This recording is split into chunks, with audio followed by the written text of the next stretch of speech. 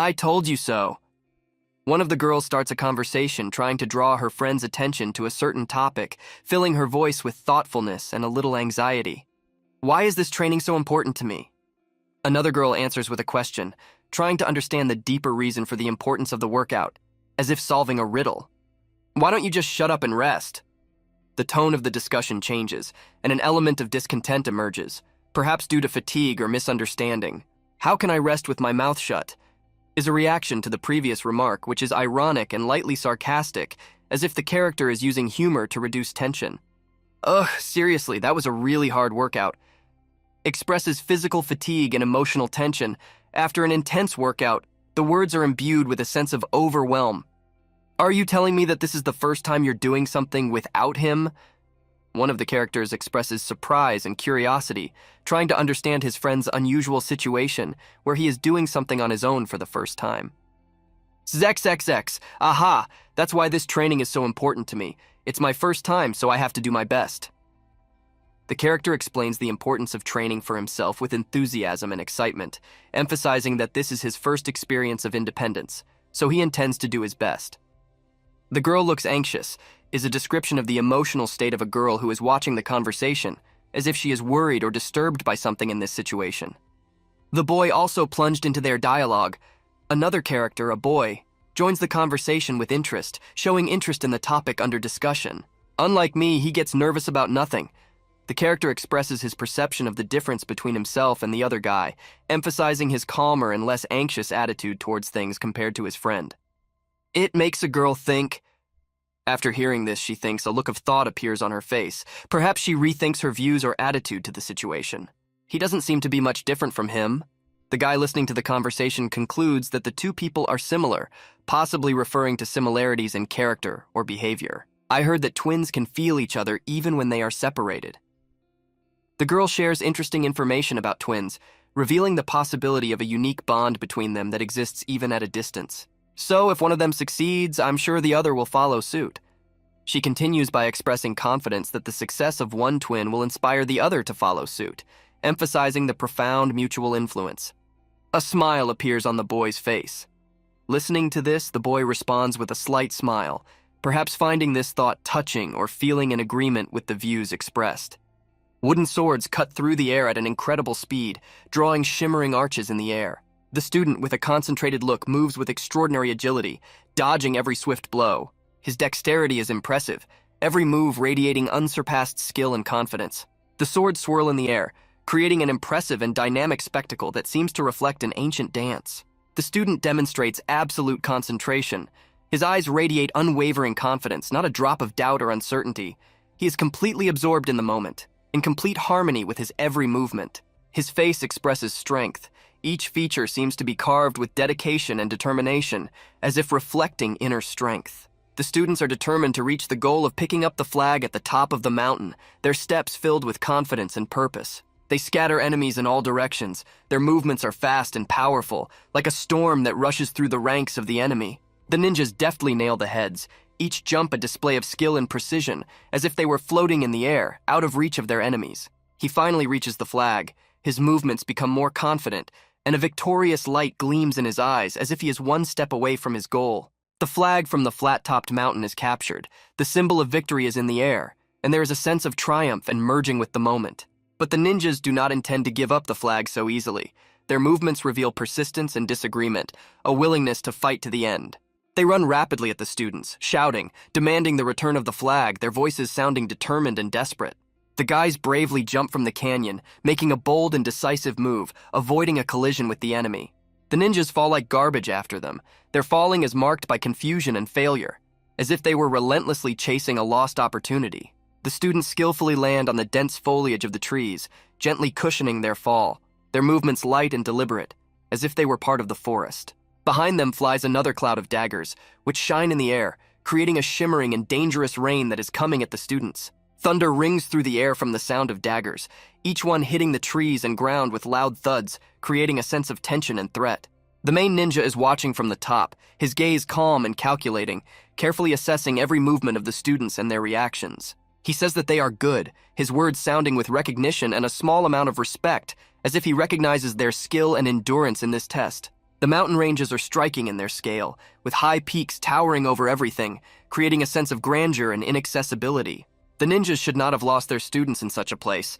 Their mistake was a surprise, indicating an underestimation of their opponent's endurance and agility. One of the students has a problem. His movements suddenly become less confident. He slows down, trying to hide the pain. He has an injured leg that bears the marks of a recent wound. Every step he takes causes pain, and he tries to support his weight so as not to show weakness. It seems that he will not be able to run. His movements are becoming more and more burdensome, but his eyes shine with determination and refusal to give up without a fight. I don't think we'll be able to meet the Mount Debbie team. Can you help them alone? One of the characters expresses concern about the upcoming meeting with the other team, questioning whether the situation can be resolved without additional support. Will you be able to get back by yourself? Another character answers with a question, emphasizing his concern for his friend's safety and his ability to cope with the circumstances on his own. You can tell from his face that he can do anything. His expression radiates confidence and determination.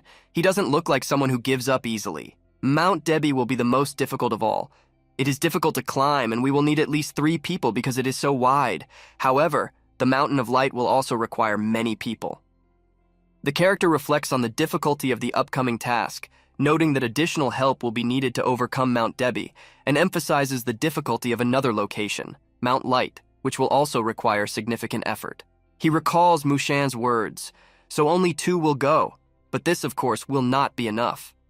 The character reflects on his leader's strategy of having a limited number of participants in the mission, although he realizes that this may not be enough to succeed. So after the Flat Top Mountain team successfully captures the flag, they will go help the Mountain of Light team. The plan suggests that after achieving one goal, the team will refocus their efforts to support the other group, showing flexibility and cooperation between teams. Now that I think about it, the Vice Commander's plan didn't have any backup plan in case Baek Gong and I failed. The character thinks about the possible flaws in the strategy, feeling anxious about the lack of an alternative plan. And strangely, none of us thought there was anything strange about it. He was surprised that none of the team members had pointed out any possible risks or flaws in the plan, indicating a certain naivety or underestimation of the situation. The man wants to light a flare to signal that they are coming. He is preparing for an action that plays a key role in team coordination, demonstrating readiness for the next step and a desire to keep the mission members connected. Anyone who fails to hold their position will be punished with a month of hellish training, comes the stern warning, emphasizing the importance of every action of the participants. The words radiate determination and steadfastness, emphasizing the seriousness of the consequences of not completing the tasks. The flare goes off, and its launch becomes an important signal that brings hope for communication and coordination between team members. It can be seen from afar. The light of the rocket shines brightly in the sky, becoming a beacon in the darkness, attracting attention and serving as a landmark. The students notice the rocket, their faces illuminated by the reflection of the light. This moment brings them a sense of connection with the team and an understanding of the next steps they have to take. Somewhere far away in the mountains, a man and a girl are having a conversation. This place is striking in its beauty and tranquility, which is conducive to the continuation of the conversation. 2 hearts immersed in this endless conversation never tire of discussing the deepest secrets of their existence. Amidst the mountainous nature that seems to be forever unchanged, this couple finds the strength to communicate. They believe that this conversation will help them clarify all the unresolved issues and provide answers to their questions. Seeks to get answers to important questions and reveal some of the secrets of his past. He begins his story with the words, "I met him in a lodge, not far from Hebe." Is obviously very eager to reveal some secrets or get answers to important questions. Being in the distant mountains, this conversation between a man and a girl stands out with a special energy charge. They seem to know no fatigue in this endless dialogue, which becomes a window to the world of mysteries for them. They are deeply convinced that the answers to all their questions are right here. I was confronted with an uneasiness when a member of the Blood Serpent, a symbol of mixed intrigue and mystery, appeared. My decisive intervention at this scandalous moment opened a new chapter in this saga. The owner of the hut, realizing the risks involved in discussing the affairs of the Blood Serpent, gave me instructions in fear of the inevitable consequences. He emphasized once again that when you enter the battlefield with these mysterious creatures, danger is always closely lurking. From that moment on, I had to go to the Blood Serpent's nesting house itself, where I would take full responsibility and rectify the situation. It was then that one of the members of the lodge decided to join my mission, promising to help. This man was Hyun. Traveling together with Hyun opened the door to a world of incredible adventures and unexpected acquaintances. Thanks to him, I found not only a true friend, but also the inspiration to join the coalition, which had a powerful impact on the further development of this unusual story. Mushina's words penetrated the girl's heart, leaving her deeply affected. The man's words awakened the most delicate strings of feelings in her and opened a window to an unknown world. Mushin's story deeply impressed the girl, leaving her fascinated. The man's words opened up a new perspective for her and made her feel as if they were traveling into a world of mystery. The girl's response was filled with trepidation and embarrassment. "Wait, I heard that the Blood Serpent sect was secretly cured, and you and Hyun are responsible for that?" Her words came out loud in the middle of the night. Sensing the tension, Mushin wisely suggests a break from the conversation so that their minds can rest and reflect on what has happened. "Otherwise, at this rate, there won't be enough time to rest," he adds, hinting at the need for caution. As this intense conversation begins, a new day on the street symbolizes the beginning of a new phase in their lives. Deep in the protected mountains, events unfold with epic beauty. The young man is flying down like an arrow, piercing the air of the mountain peaks. The girl holds the fabric of her outfit with a steady, willful tension, wrapping her palms around it, trying to maintain her dignity even in this emergency situation. Her face reflects the dedication and exhaustion caused by the difficulty of the path she has to overcome. Lady Han, a majestic and mysterious figure, bursts into the foreground, shouting at the young man who sees her coming. Master Li floated among the mountain paths, moving like the wind in a flash. In his hurried movement, he barely noticed the girl standing nearby, silently watching him. However, when Master Li turned to look at the stranger, his heart shuddered at what he saw. The girl looked as if she was bowing down to the weight of her fate. Her eyes expressed fatigue and anxiety. With unsurpassed dignity, Master Li approached the girl, full of care and concern. His soft voice penetrated the silence, giving her peace of mind. The girl told how he, Master Li, had distracted their pursuers and allowed her to escape like a hero who had saved her from danger. With a question in her eyes, she addressed Mushin as her brother. Mushin, answering her, told her that he had been wounded and asked her to come back, laying out his inner feelings of devotion and hope before her. The girl gently pulls on Mushin's sleeve, expressing her plea for him to help her find her brother. Her eyes show panic and desperation as she asks Mushin to find him and return her only relative to her. Mushin, remaining calm, emphasizes that she should not worry and promises to go in search of her. He decisively sets out to find her brother and bring him back. Memories of her fellow students who traveled with them appear in her mind, and these memories add to her desire to find her brother. The girl seemed unusually calm and focused, as if she was not the type to panic easily or worry about others. The weather was clear outside and the sun warmed the ground, creating an atmosphere of freshness and tranquility. Two young men stood on the mountain looking at the distant horizon. Their eyes were focused, as if they were waiting for something great and extraordinary. They watched Mount Tiantai, which looked as if it had risen into the sky, its peak hidden in the fog, creating an extraordinary effect. Because of the fog, it seemed that the mountain really took hold of the sky, creating the impression that there were no boundaries between them, and the sky united with the mountains into one incredible spectacle. Only faith in victory shines in Mushin's eyes, and his determined will impressed everyone around him. After they win the flag, the girl will have to return to the coalition and start checking Mount Debi. She thinks that the team from the flat-topped mountain can help her with Debi's mountain, and she and Mushin can help him with Sveda's mountain. Mushin might be strong enough for Mount Sveda, but he is not sure about Mount Debi.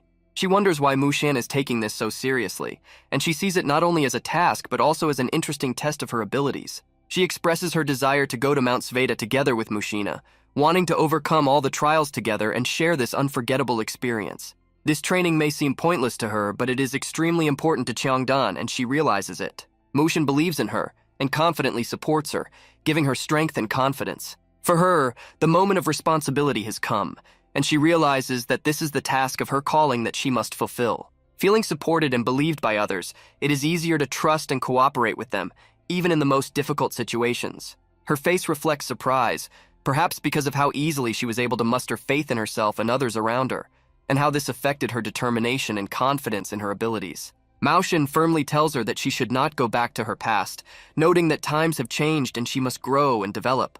He emphasizes that trust can be deceptive, and playing with it can lead to dangerous consequences. Mushin warns her that this can lead to serious problems and consequences that will be difficult to fix. Flat Top Mountain and Debbie Mountain have lost their flags, and this creates a difficult situation for their further journey. Mount Debbie lost its flag at dawn, and this loss makes their task even more challenging and unpredictable.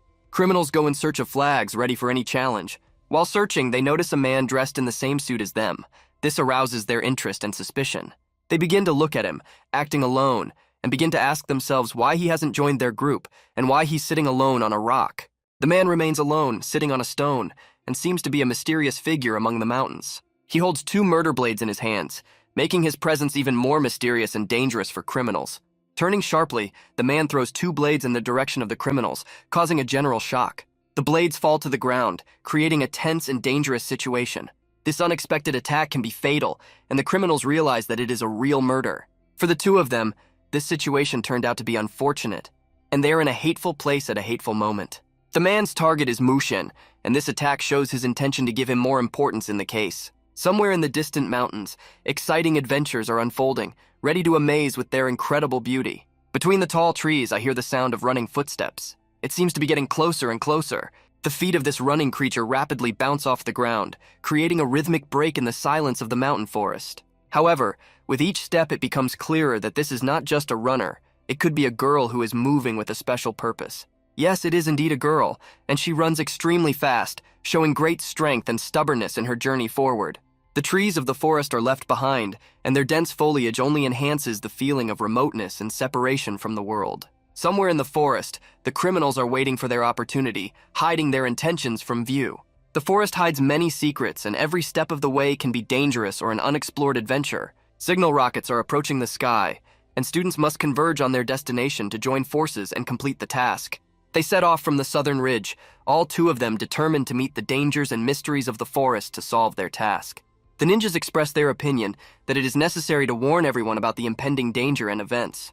The criminals launch their flare, hoping to attract the attention of students with flags and draw them to their location.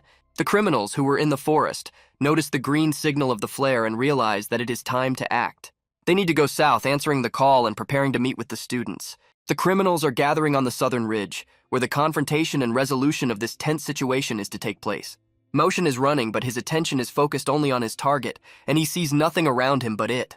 The criminals realize that Mushin is approaching them and prepare to meet him. In the hand of the criminal's killer is a dagger tarred with blood from the ruthless murder of 2 ninjas. After the deadly blows of the blades, blood flows down the ground, creating a horrifying sight. 2 ninja corpses lie ruthlessly next to the criminal, unable to defend their side. The killer notices green smoke in the distance on the mountain, which could be a sign of something important. There is nothing but a sly smile on his face, which shows his confidence and readiness for a plan that he is ready to implement, and he is confident in his abilities. He has a cunning plan that he is ready to implement, and he is confident in his abilities. The killer goes off into the fog and heads into the distance, where his next step in the execution of the plan awaits him. The stones fly at high speed, creating danger and threat, and the killer must be careful to avoid danger. On their way, the stones pierce the trees with unrestrained force, leaving behind a truly impressive picture of the destruction of nature. The ninja skillfully prepares for another stone throw, his hand silently raising in preparation for another great attack. Laughing ominously, he is already directing his gaze and stone at students who leave his field of vision, endangering their safety. Motion runs shrilly, trying to avoid potential stones, his every step filled with tension and adrenaline. The stone quickly flies over the girl, creating a momentary moment of suspended animation when the threat is in the palms of the impending danger. These balls they throw are made of ebonite and have potentially dangerous effects on those they hit. Getting under the influence of these layers can be very painful and life-threatening. With a sneer on his face, Mushin invites the girl to test these layers, trying to test her strength and skills. The number of volatile layers on their side is growing, creating even more pressure and threat. The girl has to take a sword and cut through these layers, using her skills and courage to cope with this danger. Fear instantly appears on the faces of the criminals when they see the swords held by the young men. Motion and the girl fly over the heads of the criminals, their bodies floating lightly in the air, giving them the appearance of real masters. Thanks to their dexterity and coordinated movement, they manage to easily pass through the criminals, emphasizing their extraordinary skill. The criminals realized that their opponents were not ordinary people, and they were ready to accept the challenge of this incredible duel. These young men turned out to be fast, brave, and well-trained.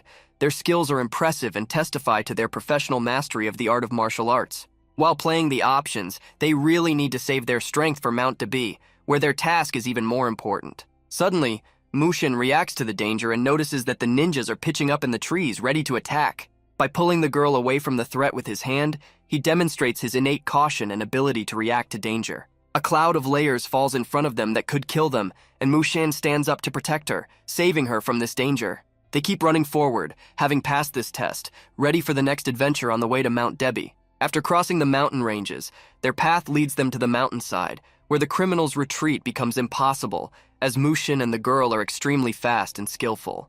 The criminals need to stop Mushin and the girl at any cost, and they join forces to thwart their plans and play even the last card. They start throwing stones en masse and unrestrained, directing them at Mushin and the girl, trying to create an impenetrable barrier. The air is filled with swinging stones that fly at the speed of hunting arrows, creating an incredible picture of a battle. These ball-throwing ninjas turn out to be virtuosos of their craft. Their attack looks incredibly skillful and coordinated as they try to block the path of Mushin and the girl. These layers turn out to be extremely hard and strong, creating an impenetrable barrier to the path of Mushin and the girl. Mushin and the girl decide to jump off the slope to avoid the dangerous layers. Their movements seem skillful and coordinated.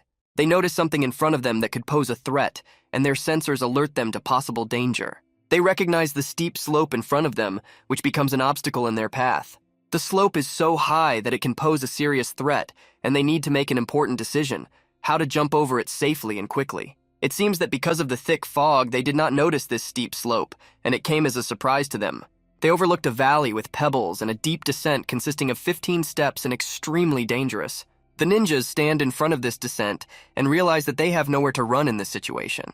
On the faces of Mushin and the girl, you can see nothing but a smile and confidence that they are able to cope with any difficult situation and overcome all difficulties. Thus, Mushin and the girl are filled with confidence and motivation. They believe in their abilities and that they are able to overcome any obstacles, despite the dangers and difficulties they may encounter on their way. This confidence makes them strong and ready for any challenge. The heroes will face a challenge in the form of a steep descent, which requires great endurance and the ability to manage the situation. The ninjas emphasize that the heroes have no choice but to keep going and overcome all difficulties. Should carefully consider their actions, as confronting ninjas can lead to serious consequences and difficulties. We'll have to deal with a large number of ninjas, which makes the situation even more complicated and dangerous, threatening them with an extremely severe beating and sending them to captivity in a wagon. This emphasizes the danger and tension of the situation the heroes faced. Mushin tries to calm the girl down, pointing out that it is possible to reach the top and overcome the abyss, convinces them that together they can reach the top and cross the chasm, even in the face of a challenge. The girl learns that the distance to the cliff is 50 steps, while her limit is 25 steps, is confident that 25 steps will be enough to bridge the gap. Mushin delivers a threatening message to the ninjas, emphasizing his confidence in victory and that the ninjas should surrender. Feelings of surprise and hope intertwined in their minds as they took control of the situation and recognized that they were much closer to their goal, the flag, than they had been from afar. The heroes moved towards the abyss with grief in their hearts. While overcoming the abyss, their land was literally receding from them. But this inner meaning and understanding gave them strength and confidence. They realized that this was an advantage, as the criminals had no chance of catching up with them in the process. Their belief that the task could be accomplished gave them strength and energy, and they were determined to reach the decisive moment of bridging the gap. The criminals did not leave them alone and tried to stop the heroes on their way, but the heroes refused to retreat in the face of the threat. Mushin perceived her fear and uncertainty. With his self-confidence and his support, he gave her hope. His words were filled with great confidence, and she felt it. In her eyes was the courage and determination she needed to leap over the chasm. The criminals note that they do not intend to remove the corpses of the heroes later, and this refusal makes them try to stop the heroes to prevent possible difficulties in the future. The size of the descent is staggering in its extraordinary dimension and complexity. The heroes begin the process of preparing to overcome this extremely large descent, carefully preparing for the test. The heroes use their strength and skills to push off the ground as hard as they can in order to overcome the descent. Instead of actually helping, the ninjas decide to limit themselves to discussing and expressing their own eccentricity, causing bewilderment and irritation with their actions. Fearful, the girl closes her eyes, trying to overcome her fear and disturbing thoughts. Gradually, the girl decides to open her eyes, looking at her surroundings again and again, trying to gather her courage. While in the air, Mushin gently holds the girl with his arms, providing her with support and safety. To protect the girl from falling, Mushin hugs her tightly and holds her close. The girl asks Mushin to keep her safe and to pay attention to what is under their feet to avoid danger and possible obstacles. The heroes spent all their strength and overcame great fear to barely reach the edge of the abyss. At first, it seemed an extremely difficult task. They overcame this obstacle and managed to bridge the gap. Mushan demonstrated extraordinary physical strength and agility that helped the heroes overcome this difficult obstacle. With a percentage of hope and confidence, it became clear to the heroes that they needed to move faster to reach the top. Thanks to his extraordinary strength, Mushan inspired confidence that the rest of the way to the top would be an easy task for him. Although he could have handled this task on his own, he chose not to leave her alone and go together. When asked about her fear of falling, the girl showed her masterful independence and refusal to be weak. With a positive attitude and confidence in success, the heroes move up because the flag they need to get is still at the top. The task of getting the flag is still in front of them, and they are determined to fulfill it. They realize that the ninja will not give up without a fight, and it will be extremely difficult to overcome them and get the flag. Motion appears in front of them out of the blue, and his persistence and willingness to knock them both out shows his determination and extraordinary skills. Demonstrates his extraordinary strength and dexterity by throwing the heroes in different directions, creating an opportunity for the girl to reach the flag. Using this moment, the girl goes to the flag, fulfilling her mission. The girl pulls the flag from its place and successfully completes her task. The heroes, scattered by Mushina, quickly try to cover the distance and return to the coalition, seeking to unite again. Has successfully achieved its goal, and the flag is already in her hands, signifying the completion of the task and the victory of the heroes. Despite the successful completion of the task with the flag, the heroes realize that they still have a long way to go. The anxious passage of time is taking its toll on them, and now they must move quickly to cope with new challenges. Caught up in the tension, the girl feels the need for caution and safety, asking her friend to be careful in this difficult situation. She moves forward with grace and determination, trying to reach a coalition and ensure the success of the team. Has a moment of reflection, and in that moment they feel that a special bond is being born between them, that it is more than just a common mission. It is a partnership that unites their destinies and goals. Motion should also move forward, joining the rest of the team to overcome further challenges. The characters realize that they are facing a difficult and challenging path, and will have to overcome many obstacles. The internal flow of events catches Maoshin's attention, and he senses that something important is happening. Surprise and inner feelings make Mushan stop to consider the situation and make a decision. The forest is filled with unknowns and dangers, and they realize that anything can happen at any time. Amidst the silence of the forest, Mushan perceives a mysterious sound coming from the distance. Mushan cautiously examines the huge trees, and then abruptly fixes his gaze on the place of emptiness beneath them, where nothing seemed to be. Gradually, it is revealed that there is a living being in this emptiness, which remains hidden. Hidden in the shadows, the stranger wonders if the Mushan standing before him is really the one they have been looking for and waiting for. With a steady expression of determination and confidence, Mushan confirms that he is indeed the Mushin they were looking for, confirming his identity. The stranger begins to express gruesome details about the murders, attracting attention with his horrific story. Mushin, interested, asks him, "Who are you?" Shows interest and asks the stranger about his identity.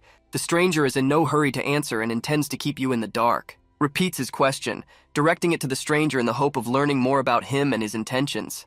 The first character wisely states that what matters is not who he is on the outside, but rather what he is on the inside. He made incredible efforts and spent a lot of time searching for the elusive fly, as if playing chess with death. The man exudes an aura of a mysterious killer that fills the air and adds additional tension to the situation. Finally, the hero admits that his heart has longed to meet the fly, and this mystery wins over him. At the climax, his hand throws a dagger in the direction of the fly, revealing the most significant psychological turning point in this mysterious story. In a decisive moment, he flies right next to the fly's cheek, barely touching it, trying to hit it accurately and invulnerably.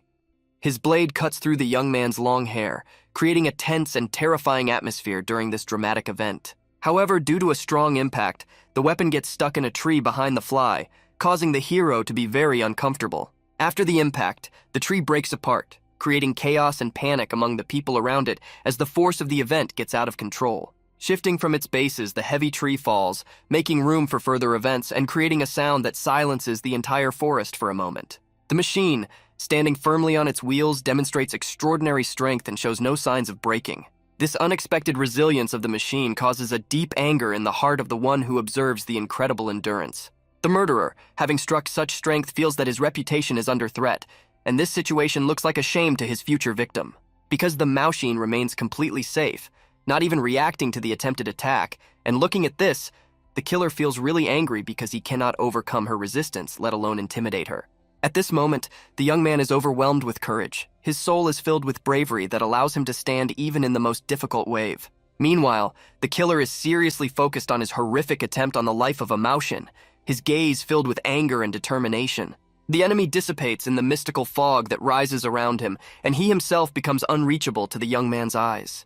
The young man, bewildered and somewhat confused, does not understand where the killer has gone, and his irritated face expresses his confusion. With mixed feelings, he asks himself if he can find the enemy with his eyes, or if it is too much for him. At the most unpredictable moment, a dagger flies out of the fog near the young man's face, looking like a bolt of death. These daggers, almost invisible, almost dissolve in the fog, creating a mysterious threat. Flies out of the branches at Mushina, as if falling from a terrible height, ready to complete his criminal plan. He throws out 2 more daggers with extraordinary skill and precision, and land extremely close to the head of the mouse, threatening the worst possible ending. They eventually explode, releasing a cloud of thick smoke that barely makes it possible to understand what is happening, creating a smokescreen that hides what is happening. The criminal stuck at the top of the tree feels how ruthlessly difficult his position is, and how his opportunities are lost with the height. The second time, a dagger flies out of nowhere from a puff of smoke that seems to have been made for this very moment. It seems that this dagger was launched by Mushin himself. Such a surprise completely surprises the criminal, who is wary of this incredible phenomenon. The criminal, feeling his life threatened, intends to throw the dagger into a tree. His throw is as strong as the killer's, and he hits the tree. After landing on the ground, the criminal quickly comes up with a plan to complete his mission, kill the young man, and escape from this deadly maze. The criminal smiles, thinking that Mushan will not have enough skills and courage, because he is already standing behind a tree, ready to respond to any attack. Despite his certainty, the perpetrator focuses his gaze on the spot where the explosion took place. However, he only notices the deep hole that now lies in front of him. At the very moment when the criminal tried to understand what was happening, Mushan appeared near him, being so familiar with the situation that he managed to take him by surprise. Maoshin acts confidently and decisively, approaching the criminal with lightning speed. Without mercy, Mushin hits the killer with a strong punch, sending him to the ground and making a loud thud. The offender flies into a tree, hitting his back hard against it. To prevent the criminal from falling away from the tree, Mushin takes vigorous action by grabbing him hard by the throat with his powerful hand. At this point, it's interesting to see what can be seen on the perpetrator. His face may be marked by an attempt to remain calm, but his eyes betray his anxiety and fear of motion. The perpetrator appears to be a member of the so-called Zhongyuan Coalition, which may be the key to solving many secrets and mysteries. Mushin squeezes his throat extremely hard, trying to extract important information from him or simply punish him for his actions. The criminal is barely breathing and sniffling, fighting for every breath in Mushan's mouth. Once again emphasizing his incredible power, stands in front of the criminal, showing that power is in his hands. However, at one point, the criminal dares to put on the manufactured daggers that were hidden in his sleeve and almost stabs the killer. At the crucial moment, Mushin quickly dodges the blow, leaving the criminal unable to achieve his goal. He skillfully deflects the attacker's successive blows, using his skill and agility to avoid dangerous attacks. Sensing the end of the game, Mushin intends to end this battle with the killer once and for all. He stands before his opponent with a look of determination on his face, ready to act without mercy. Without a moment's hesitation, Mushan delivers a strong punch aimed directly at the killer's chest, which ruthlessly tests moments of tension. But at that very moment, the killer responds decisively, using his own body. He hits the ground and the tree growing nearby, knocking it down with his strength. This blow causes an incredible rupture, and the sound of the wood breaking and breaking pierces the surrounding forest and sounds like a giant thunder. The leaves from the folded trees fly hundreds of meters in all directions, creating an incredible spectacle that impresses even distant observers with its lush beauty and magnetic power. The fragments of the tree fly around like enchanting fire sparks, traveling in all directions. It is immediately apparent that the killer's blow reached the root of the tree, cutting it through, watching it crumble to the ground. Mushin, in the center of nature's destructive power, does not retreat and continues to impress with his unbreakable strength and resilience. The criminal, leaving behind terrible traces of destruction, still tries to get up. He's not doing it with much confidence, trying to overcome the strong blow he received, and his movements become unusually heavy. In recognition of Maoshin's strength, he says that Maoshin's strength is stronger than he ever imagined. Nevertheless, despite the wounds he inflicted on Maoshin, it is clear that the killer is shaken and not very confident on his feet. These wounds hit him hard, but they are still not enough to get rid of this incredibly resilient enemy. Everyone is well aware of how powerful Mushin is, and this should not be forgotten even in the most difficult moments of battle. A new chapter begins, full of uncertainty and intrigue. We see a man who deeply regrets his own mistake, reflecting on the shame he has brought. The killer, deep in thought, thinks aloud. I think the sons of bitches from Biyun-dan found the bodies of their comrades? These are the words that reveal his cold-bloodedness and ruthlessness. The hero of the story realizes with horror that he is responsible for the deaths of these people. His expression reflects deep remorse and embarrassment. He reflects, "It looks like I'll have to run away before they come. Unfortunately, I don't have much time." This is a desperate decision that he makes, realizing the gravity of the situation. With unwavering determination in his eyes, Mushin decides not to let his enemy go. He is ready for a confrontation, feeling the urgency of the moment. A bomb suddenly appears in the enemy's hand, and the moment of tension intensifies because every move can have unpredictable consequences. The environment is filled with beautiful but disturbing red smoke, which adds both aesthetic beauty and uncertainty to the scene. They both realize that their meeting is inevitable and will happen again very soon. This prediction of an inevitable clash adds tension to the story. The enemy declares, "We will continue the game next time with my brothers." These are words that foreshadow future trials and encounters full of challenges and dangers. The enemy suddenly disappears in a thick fog, leaving only traces of mystery behind. Mushin, puzzled and bewildered, cannot understand how it happened that the enemy disappeared so quickly and unnoticed. Reveals the secret of his incredible ability. After going through a complete transformation and absolute restoration, I was resurrected in a new, younger body. He adds, and it retained all the memories I had 2 decades ago. This discovery adds a new dimension to the understanding of its power and capabilities. And you made 2 mistakes, Mushin says to himself, immersing himself in memories. The first mistake, he said, was that Mushin did not know his true identity. The second mistake was that Mushin disclosed that he had infiltrated Zhongyuan, which could lead to unexpected consequences. Cawing like a crow from the cliff, he recalls unfinished business from 20 years ago. His words are filled with mystery and unresolved questions of the past that still remain unanswered. Flies very fast as if it were flying into the sky, leaving only questions and intrigue behind. Mushin, displaying his incredible strength, breaks literally half a rock with a powerful punch. His actions demonstrate his undeniable strength and will to win. His abilities are so great that he can destroy anyone who gets in his way. Mushin is the embodiment of strength and determination. The enemy, in search of shelter, penetrates the rock crevice, trying to avoid a direct confrontation with Mushin. There are traces of blood on the floor, evidence of the fierce battle that took place between Mushin and his enemy. This blood is a silent testament to the merciless battle. The enemy, shocked and amazed, thinks, "He's incredibly skilled and strong despite his age. I did not believe that he single-handedly destroyed the Blood Serpent sect." These are words that emphasize Mushin's enormous potential and abilities. Speculates that there may be a purpose behind Mushin's actions, and perhaps his joining the coalition is part of that mysterious purpose. This speculation raises questions about Mushin's deeper intentions and plans. He also realizes that Mushin could be a serious obstacle for their organization, emphasizing the growing threat that Mushin poses to their plans. They need to get rid of Mushin as soon as possible, which indicates that he recognizes the young ninja as a serious opponent. Is undoubtedly a great threat to the criminal world, and his courage and strength make him an enemy that is difficult to deal with. Night falls on the streets. Everything is quiet, creating an atmosphere of anticipation and mystery that envelops the unfolding events. A young girl is running relentlessly through a dark forest. Her steps are confident, but she is anxious about the darkness that surrounds her. She looks exhausted, as if she has run an incredible distance. Her face expresses fatigue, but there is a spark of determination in her eyes. Her goal is a small town called Yonam. She knows that this place has great meaning for her, like a beacon in the darkness. Mushin's words resonate in her mind. "Each of you, regardless of whether you received a flag or not, must wait for me there until midnight on the 6th day." These words inspire her and give her the strength to move on. Her journey to Yonamu is extremely long and tests her strength, but she does not stop, moving forward, overcoming every obstacle on her way. Finally, on the horizon, she spots the outline of a village approaching in the early morning light. She knows that this village is the final destination of her long run. Having overcome all the difficulties, she achieves her goal. After a grueling journey, every step that brings her closer to Yonam fills her with relief and hope.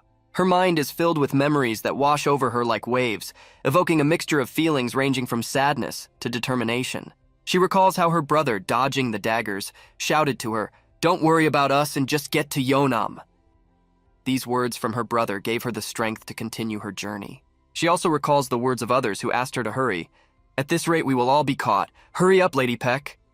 These words remind her of the importance of her mission and the urgency of the situation. The girl, filled with determination, made a promise to herself to return with the deputy commander. For her, this promise is not just a word. It is a testament that she must fulfill at all costs. She recalls the moment when she made this promise, feeling the weight of responsibility on her shoulders. She knows she cannot break it. Suddenly, she notices someone nearby. Her instincts are tense because she doesn't know who might be hiding in the darkness. In response to the potential threat, she throws her weapon, the thread, into the darkness. This decisive move demonstrates her training and agility. Her threads hit someone between two trees. This shows her skill and precision, which are key to her survival and achievement of her goal. Sensing the presence of someone in the darkness, she pulled the string decisively, preparing for a possible confrontation. A voice suddenly comes out of the darkness, shouting, "You're late!" This unexpected intervention causes tension in the air. It turns out that it was Mushin, the deputy commander, who suddenly appeared in front of her. His appearance brings relief, but also surprise. She exclaims, not recognizing him at first, "I didn't recognize you. What happened to your hair? Are you okay?" Her concern and anxiety for him is evident in her voice. Mushin replies, "Yes, good. Where are Jang Hyuk and Woo Yun Sob?" He quickly cuts to the chase, demonstrating a focus on the mission and the safety of his comrades. She speaks with anxiety in her voice. "They gave me the opportunity to escape, but I don't know what happened to them." Her words reflect her concern and uncertainty about the fate of her comrades. Mushin wants to look her in the eye, so he asks her to turn to face him. He wants to reassure her and support her in this difficult moment. He promises her, "I will replenish your energy, so come back to the coalition with the flag." His words are full of confidence and support. However, she replies, "I can't. I promised I would return to them with you." Her decision to stay true to her promise is a manifestation of her character and principles. Mushin reassures her, saying, "You have already done more than enough." He recognizes her efforts and bravery, showing his respect for her decisions. Taking responsibility, he tells her, "I'll take care of the rest. Just relax and calm your breathing."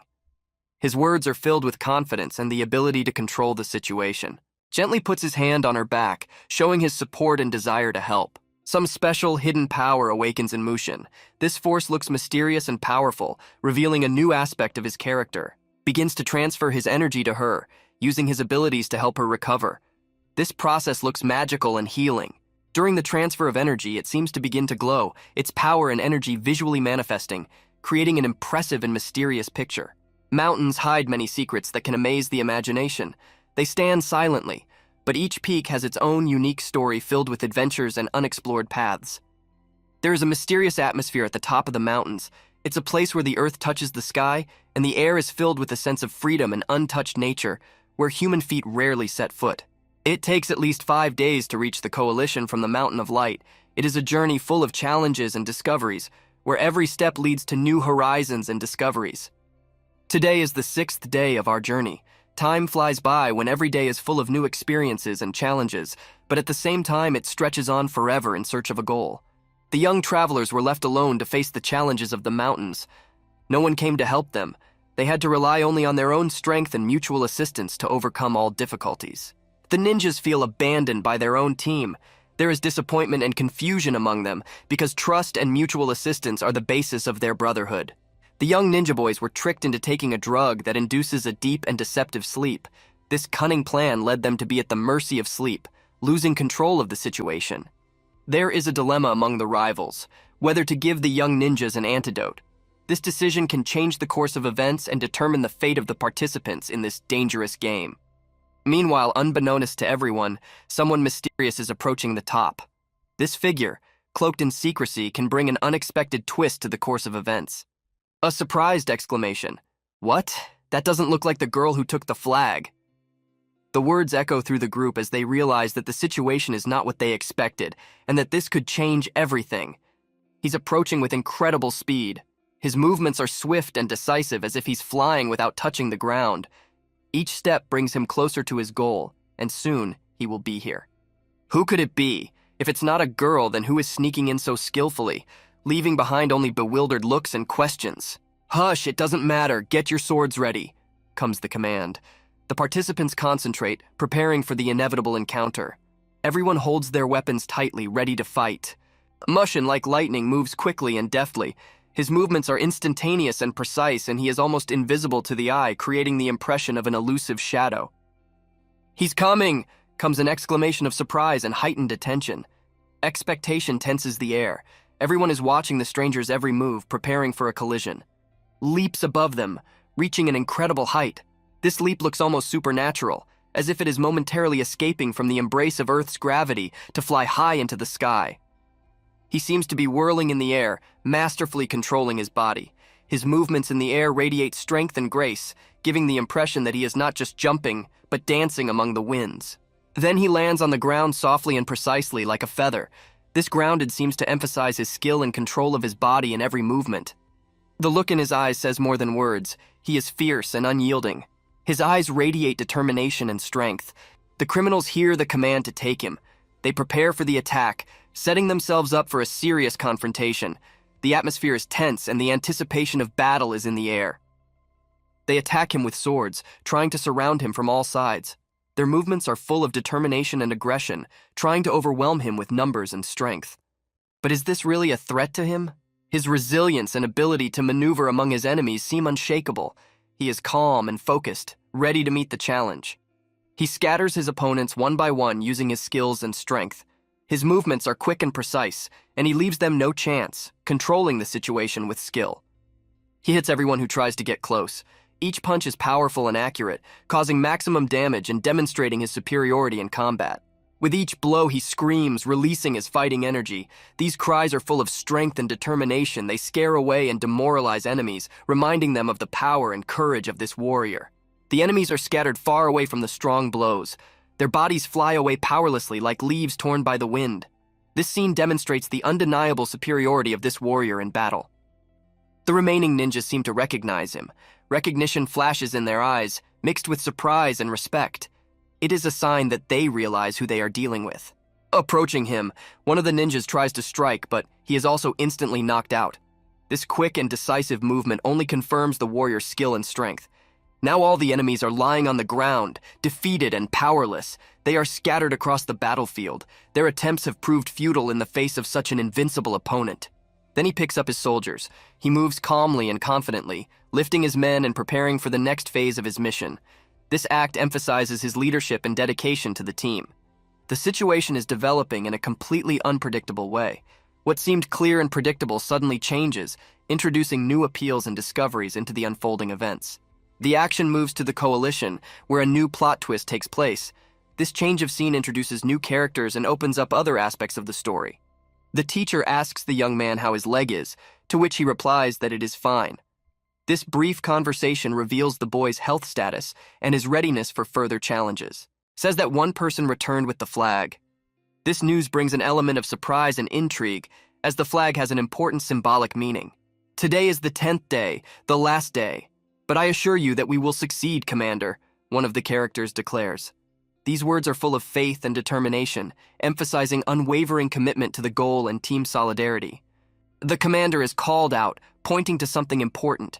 This is a moment of heightened attention, when every movement and glance is focused on an object of interest that can change the course of events. A group of students arrive at the scene, and one of the girls holds a flag. This opens a new twist in the story, where the flag becomes a symbol of achievement and victory. They are greeted with joy, and everyone's faces shine with happiness and relief.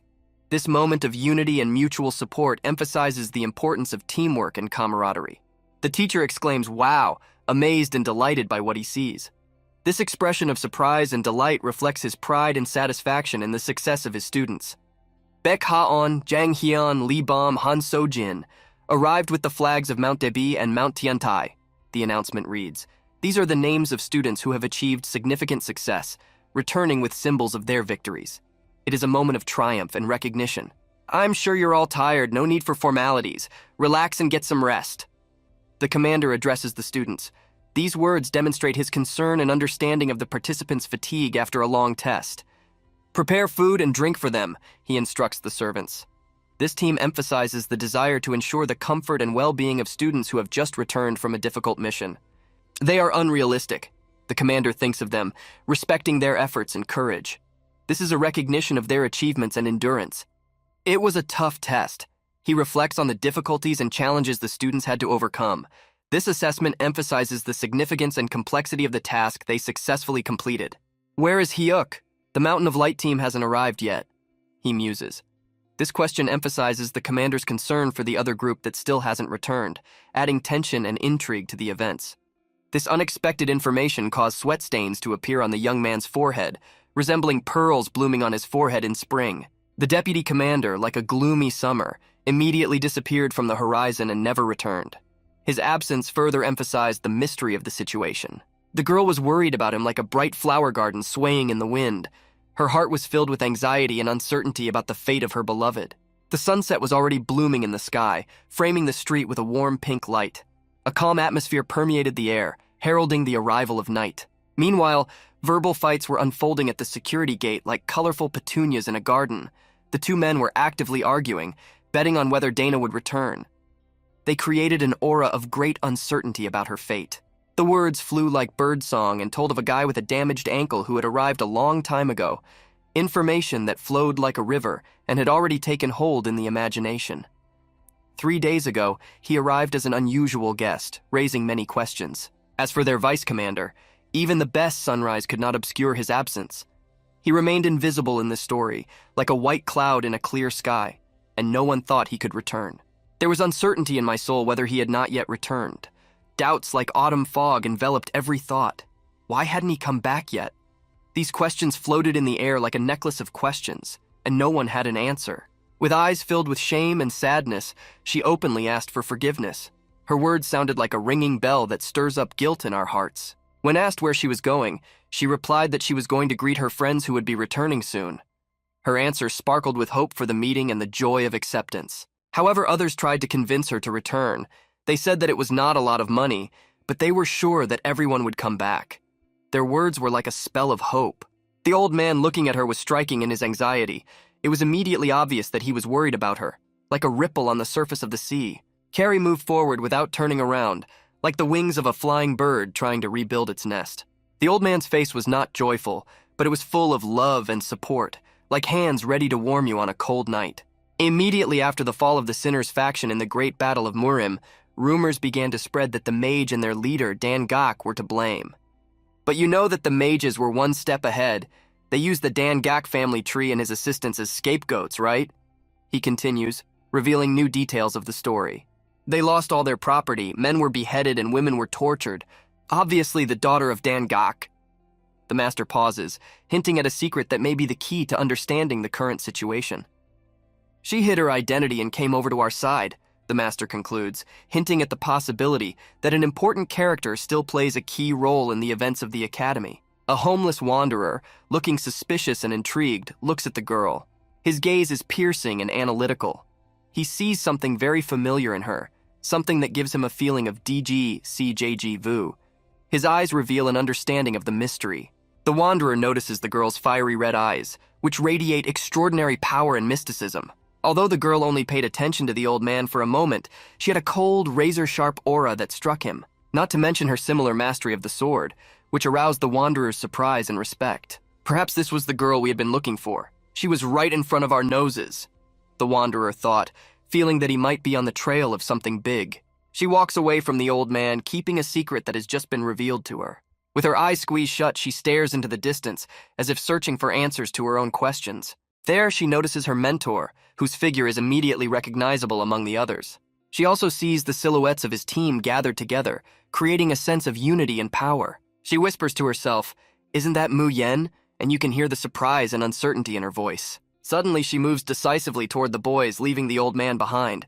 Her movements are quick and confident. The old man watches the girl with a cold stare, following her with his eyes. In his eyes, there are mixed feelings of suspicion and intrigue. The old man stands up and turns to one of his friends standing nearby. "You must have bet a lot of money on this." His voice is full of confidence and suspicion. He looks at the gate and, seeing who is coming, speaks with a tremor in his voice. "They are here. My money." A girl with fiery red eyes runs to the pranayama. Her movements express impatience and excitement. Mu Yen's team returns and confidently walks the road, showing its strength and unity. Mu Yen, who embodies the reborn god of war, seems to be aware of all the difficulties he will have to overcome. The girl is happy to see everyone safe and sound. Her face shines with happiness and relief. Night falls at the academy. The team is having dinner in their courtyard, discussing the day's events and sharing their plans for the future. Muen made a great impression on one of the masters of the academy. The master did not expect such an outstanding result from the boy. To be honest, I didn't expect much from them. The fact that they were gone for 10 days is absurd, says the master, expressing his distrust of such a long absence. However, Muen's team came back with 4 flags, and that was with every member of the team. It was an incredible achievement. The master looks at Muen with admiration. You always exceed my expectations. On Cheongdan's fame will undoubtedly grow after this training, and it's all thanks to your brilliant planning and efforts, the master adds, showing his admiration. Muen replies, while it's true that I gave my all to succeed, there was no guarantee of what would happen. This was only possible thanks to everyone's joint efforts, says Muen, paying tribute to teamwork and its importance. The team enjoys a festive feast with all the delicacies organized in their honor. Their faces shine with joy and satisfaction. They laugh and discuss their experiences. One of them says, I ran like the wind to avoid them. Another exclaims, I laughed so hard at them that I thought I would really die if they caught me. Wow, even though I was choking, I couldn't stop, so I thought I was going to die for sure, adds the third team member, sharing his exciting experience. And just when I thought I couldn't run anymore, Li Bom appeared. One of the participants concludes the story, emphasizing the incredible turn of events. At that moment, I felt that I had finally met the love of my life, says one of Muen's teammates emotionally, and everyone around him is filled with admiration and interest in his story. Muen himself is standing on the balcony, looking thoughtfully at the landscape of the night academy. He looks lost in his thoughts and memories. He is thoughtfully silent and understands everything that has happened. His eyes reflect reflection and insight. A girl comes up behind me and says, I can't stop thinking that something has happened. Her voice is full of worry and anxiety. Why aren't you with the others? Muen asks, turning to her. He sounds curious and slightly surprised. To this, the girl replies that she is not used to holiday feasts and similar events. You can hear in her voice the lack of habituation to such events. Muen said, even though it was just a training session, it was still a meaningful event. It's times like this that strengthen the bond with your teammates. His words reflect his understanding of the importance of team spirit. The girl asks, so you say, but what about you? Her voice is full of curiosity and challenge. Muen replies, it is important to draw a clear line between the elite and the rejected. His words seem serious, but they have a subtext. He smiles and adds, it was just a joke. His expression becomes lighter and friendlier. The girl, embarrassed, does not understand his humor. She looks a little confused.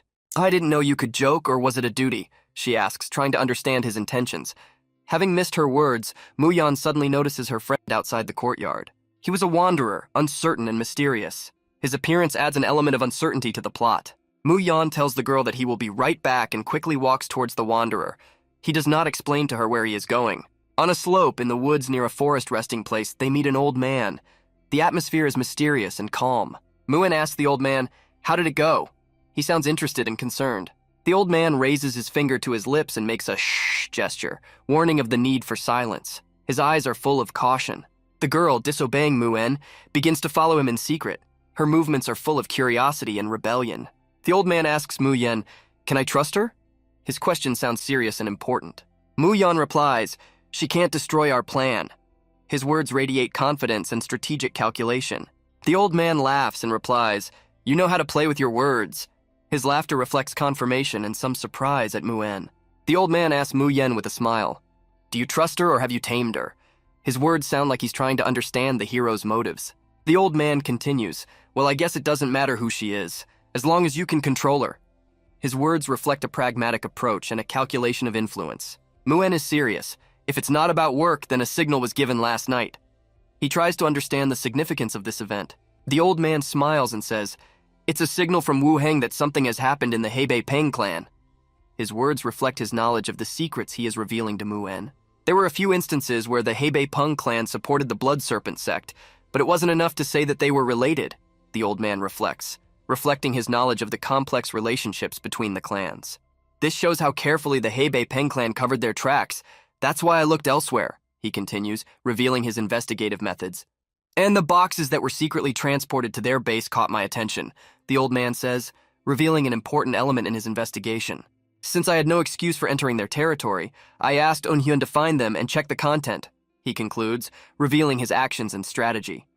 The old man asks a question, thinking about it, and if he fired a flare, His words reflect his deep thoughts about the situation.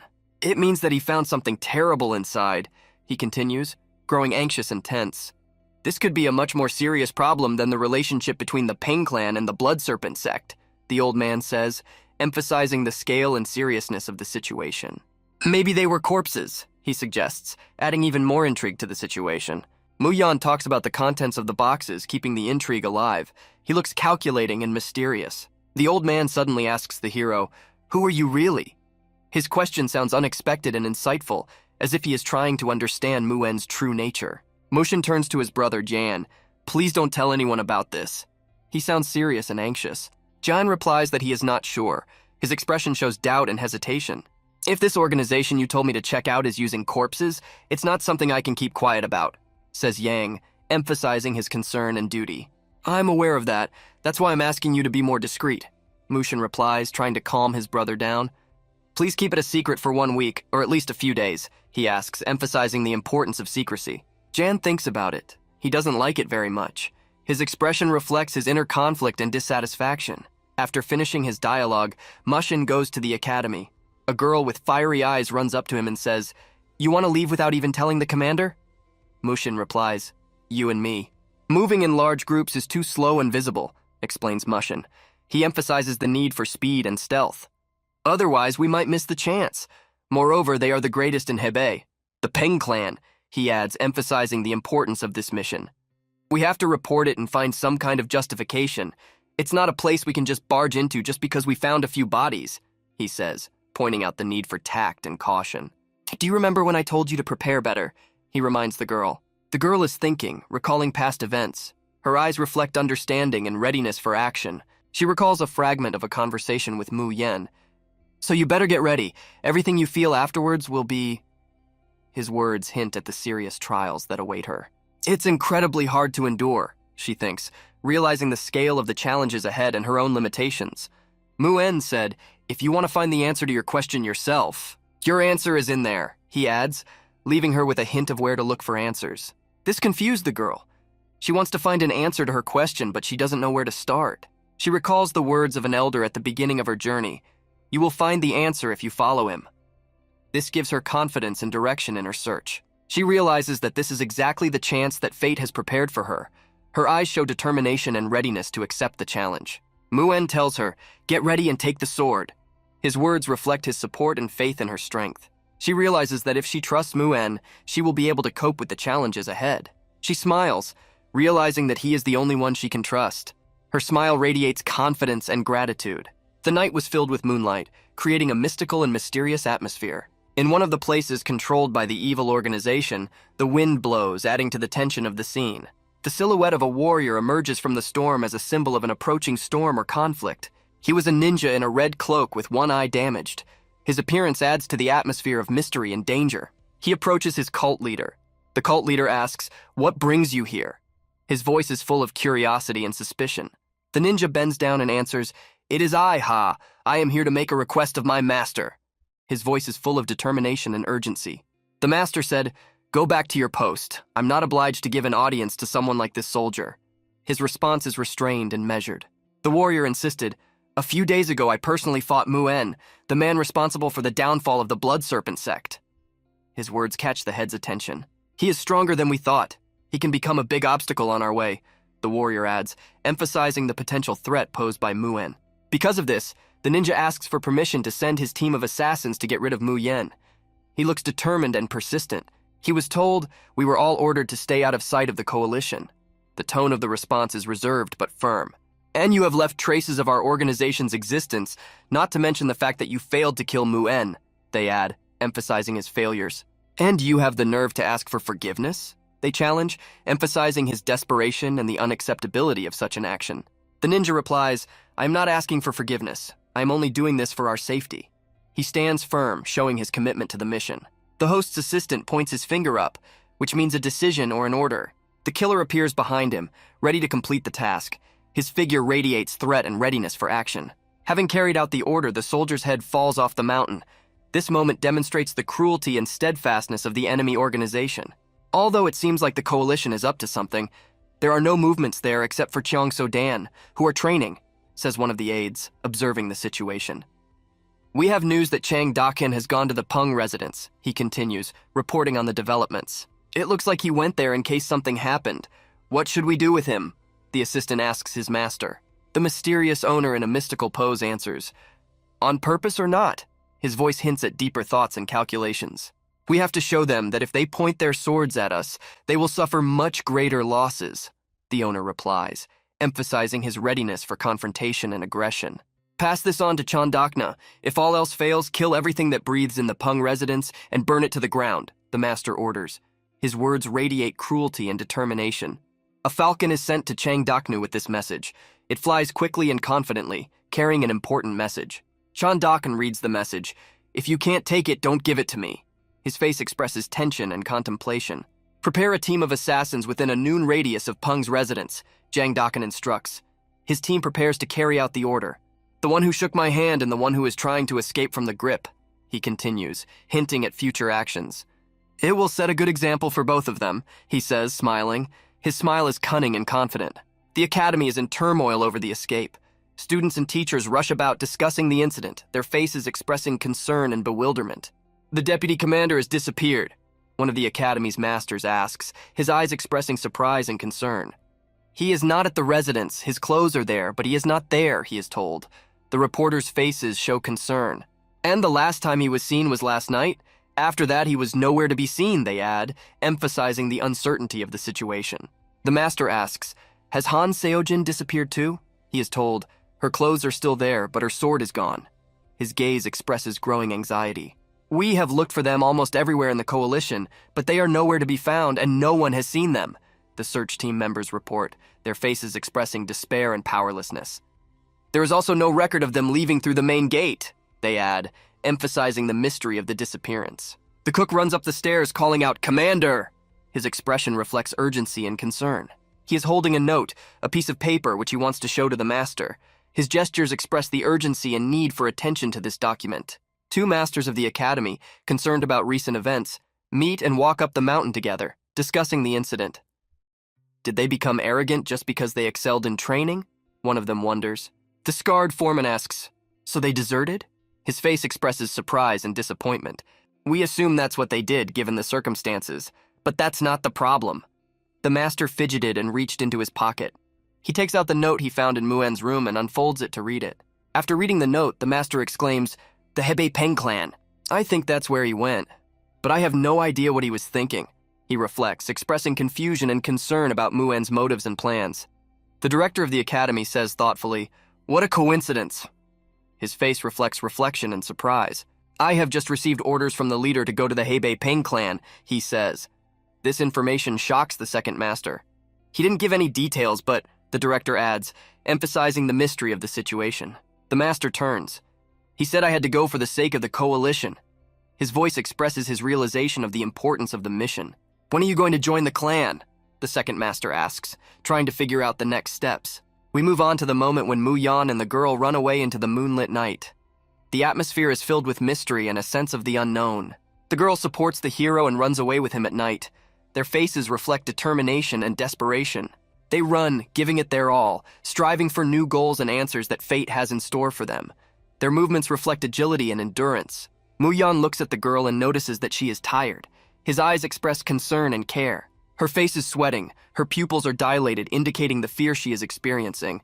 Her expression reflects an inner struggle. Muen stops abruptly and offers to rest for a while. His gestures express support and a desire to help. When Mu Yan suggests that she rest, she replies, no need, I'm fine. Her voice sounds confident, but her eyes are tired. But as soon as she closes her eyes, she immediately falls asleep, leaning on the stone. Her expression is relaxed, indicating deep fatigue. Mu Yan watches her and realizes that she is not well. His gaze expresses concern and thought. What she tells me, he thinks, smiling. His smile shows lightness and understanding. Although, if you think about it, we didn't rest at all and kept running, he reflects, realizing their relentless movement. So it's not surprising, he adds, accepting the situation as it is and preparing for further challenges. Sitting in the quiet of the night, the hero asks himself the question, is the reason for his sending to the lion's den the events that happened 20 years ago? His gaze is deep in thoughts and memories. He is overwhelmed by the memories of that battle. His face reflects the pain and reflection as he relives those events in his memory. Mushin was at the height of his powers when that battle took place. His posture and facial expression reflect the confidence and courage of the time. The battle was ruthless and bloody. The depiction of the battle shows the chaos, violence, and indescribable anger that overwhelmed Mushin and his opponents. The scene shows an incredibly fierce battle, where every movement reflects the tension and determination of the fighters. The head of the Serpent Cult, an extremely strong opponent, fiercely confronts Mushin, the god of war. Both warriors look powerful and relentless. The battle is striking in its epicness. Every blow and movement of the warriors is of great importance. The atmosphere is filled with tension and adrenaline. Mushin delivers blow after blow, demonstrating his unmatched skill and strength. But his opponent is also extremely strong. Each of his strikes is accurate and powerful, making the battle even more intense. They strike each other and fly off in different directions. This moment shows the strength and equality of their struggle. The explosive force of energy flies around, creating an impressive picture. The energy waves and explosions reflect the scale and fury of this battle. This fragment from his past life haunts Muan. He sits in the silence of the night, deep in his thoughts and memories. Muyan quietly watches his sleeping partner, his eyes expressing thoughtfulness and a certain concern. As it begins to dawn, the first rays of the sun illuminate their resting place, adding calm and hope to the scene. The girl is still sleeping soundly, looking calm and serene in her sleep. She begins to wake up, gradually returning to reality. Her movements are light and slow, a sign of deep sleep. She sees Muen, who is already on his feet. He asks her, "Did you sleep well?" His voice is gentle and full of concern. The girl suddenly wakes up and asks with a questioning look, "How long have I been asleep?" Her voice is full of surprise and anxiety. "Don't worry, I needed some rest too," Muen replies, reassuring her. He looks refreshed and restored. "But it's time to go," he says, approaching the girl and holding out his hand. His gesture expresses support and readiness for action. She takes his hand, which helps her up. Their mutual assistance emphasizes their common mission and mutual understanding. At that time, in a different place, in a different cult, Mu Yen's friend, who is also part of their mission, is practicing by deflecting his master's blows. His movements look skillful and skillfully coordinated. He skillfully parries every blow of his master, demonstrating his high skill and focus on training. "Please take it easy. I'm here to learn, not to get hurt," Cheong Sung tells the master after another deflected punch, expressing his concern. The master takes a step back after the punch, giving Cheong Sung space and respect. Their postures and expressions show respect and understanding. "I think I've begun to envy your brilliant sword skills, Cheong Seong," the master admits, expressing his admiration and recognition. Cheong Sung gratefully thanks him and replies, "I think you're flattering me." His smile reflects modesty and confidence. Master Squire Pan Woo Yoon proudly watches his student. His posture and facial expressions show his pride and satisfaction with Cheon Sung's accomplishments. Cheon Sung is happy that he can maneuver and control the sword well. His face lights up with satisfaction and confidence in his skills. After the training, the master says thoughtfully, "I thought the training would go badly due to lack of preparation, given that the leader changed plans at the last minute. But my brace is off after I saw you practicing. No need to worry," he adds, expressing his satisfaction and relief. Cheong Sung replies, "I changed my mind about rejoining the coalition after seeing how hospitable you have been to us." His expression shows gratitude and satisfaction. The master laughed. "That's right." His laughter showed warmth and recognition of Cheon Seong's efforts. The boy says enthusiastically, "The Peng clan's sword style is so majestic and ruthless that it made a lasting impression on me." His voice is full of admiration and interest. The master replies, "Cheon Sung, you already know one style of sword, but you speak as if you want to learn the style of the Pan clan." The boy replies that the master reads his mind. Their dialogue reveals a mutual understanding. "The Peng clan style is based on a person's character. It will be difficult for you because you were not brought up here," the master continues, emphasizing the uniqueness and complexity of the clan's style. "Now I'd like to meet someone from the Peng clan to understand the character you're talking about," the boy says, showing his interest and desire to learn. "This is not something you can learn. Too much of anything can be harmful," the master warns, trying to protect the student from possible risks. "Even my brother, who is trying too hard to become the best." Master Squire begins the story, expressing his thoughts and feelings. His friend, the master, interrupts him. "Squire, talking about him to a stranger is a bit..." His tone emphasizes dissatisfaction and caution. Master Squire responds to this reproach. "He is still my proud brother and a noble man. I am not ashamed of him despite what happened." His words reflect his deep affection and loyalty to his family ties. Jong Sung expresses his confusion. "I'm sorry to interrupt, but by brother, do you mean..." He is looking for clarity and understanding in this conversation. The guy wonders if it could be the same person he was thinking about. His face shows thoughtfulness and curiosity. The master leads Cheon-sung into a deep dungeon. The atmosphere is dark and mysterious, illuminated only by the glare of light from the lamps. Due to the rough nature of the warriors of this clan, small conflicts and disputes are quite common, the master explains. His face expresses seriousness and some anxiety. This underground prison is designed for such hotheads. The guy is shocked. I have never seen such an underground prison in the clan. His expression reflects surprise and incomprehension. Jung-sung is confused by the question of why the master brought him here. He looks thoughtful and anxious. When he asked, the master replied, "Unfortunately, my brother is also here." He sounds sad and disappointed. We see a man chained to a stone. His situation reflects helplessness and suffering. Chains hold the man's arms and legs tightly, restricting any movement. The atmosphere is full of heaviness and despair. The chains hold the man inexorably, emphasizing his powerlessness in the face of his circumstances. His face expresses pain and despair. The master brought Cheon-seong to this place to show him the reality of what he was talking about. The master's expression is serious and thoughtful.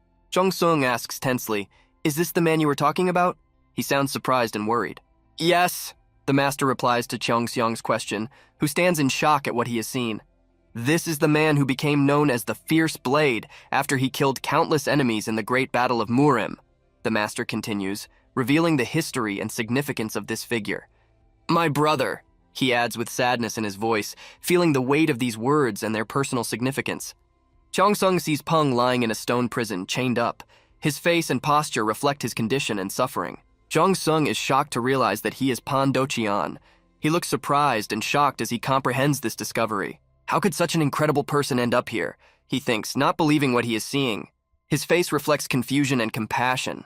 "Too much of anything can be harmful," says the master, sharing his wisdom and warning. His face expresses seriousness and sadness. Do-chong was not satisfied with Hebei alone and sought to conquer the whole of Zhongyuan, the master continues, revealing the depth of Do-chong's ambitions. So he began intensive training, the master explains, describing Do-cheon's efforts to improve himself. He broke all ties with others and trained until his body began to collapse. "We tried to stop him, but his determination never wavered," says the master, reflecting Do-chong's tragic determination and self-destruction. "In the end, he was overcome by cultivation hysteria after excessive training, and now he is like this," the master says bitterly, pointing to his chained brother.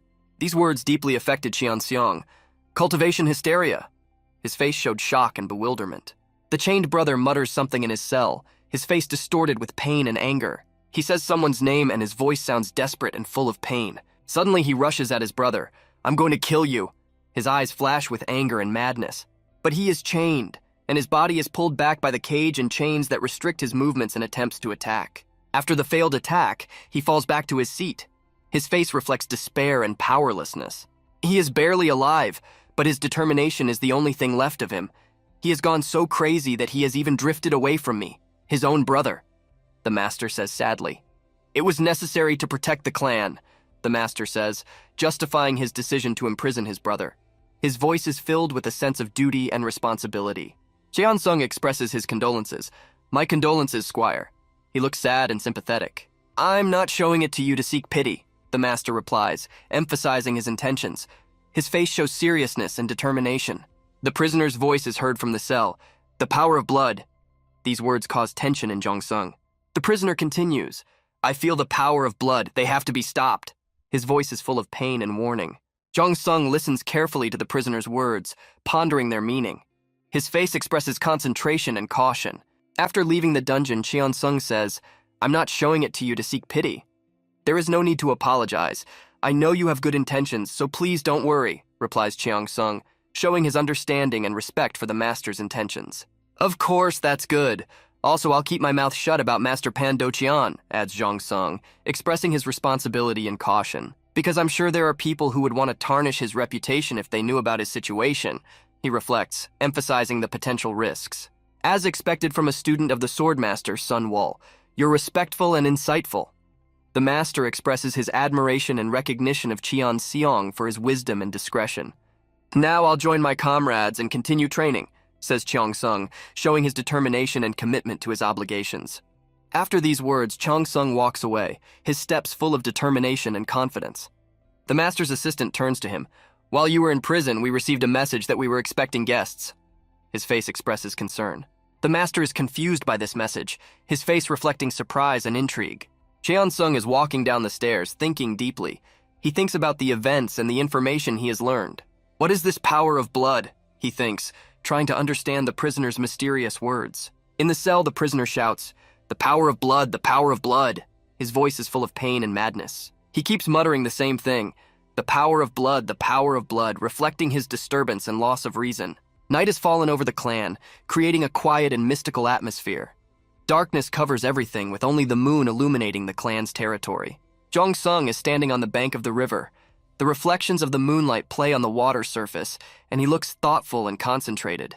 Jong-sung thinks about the words he heard in the dungeon. His face expresses thoughtfulness and an attempt to understand the deeper meaning of these words. These words haunt him, and he tries to understand their meaning. His eyes are staring into the water, and his thoughts are deep and complex. These words intrigue Jong-sung, and although they may seem like mere delirium, he feels that they have some meaning. His interest grows, and he tries to find answers to his questions. Jong-sung recalls the words of his mentor as a child. He asked, "Can martial artists also suffer from cultivation hysteria?" His childlike face expresses curiosity and innocence. The mentor replies, "That's why they are able to stop in time." His face expresses wisdom and calmness. "But if they make a mistake, even for a moment," continues Cheong-sung in his thoughts. "A master never makes a mistake," his mentor interrupts him with confidence and certainty. "If they do that, then they are not masters at all," the mentor concludes, emphasizing the importance of skill and self-control. These words haunt Jong-sung and give him new food for thought.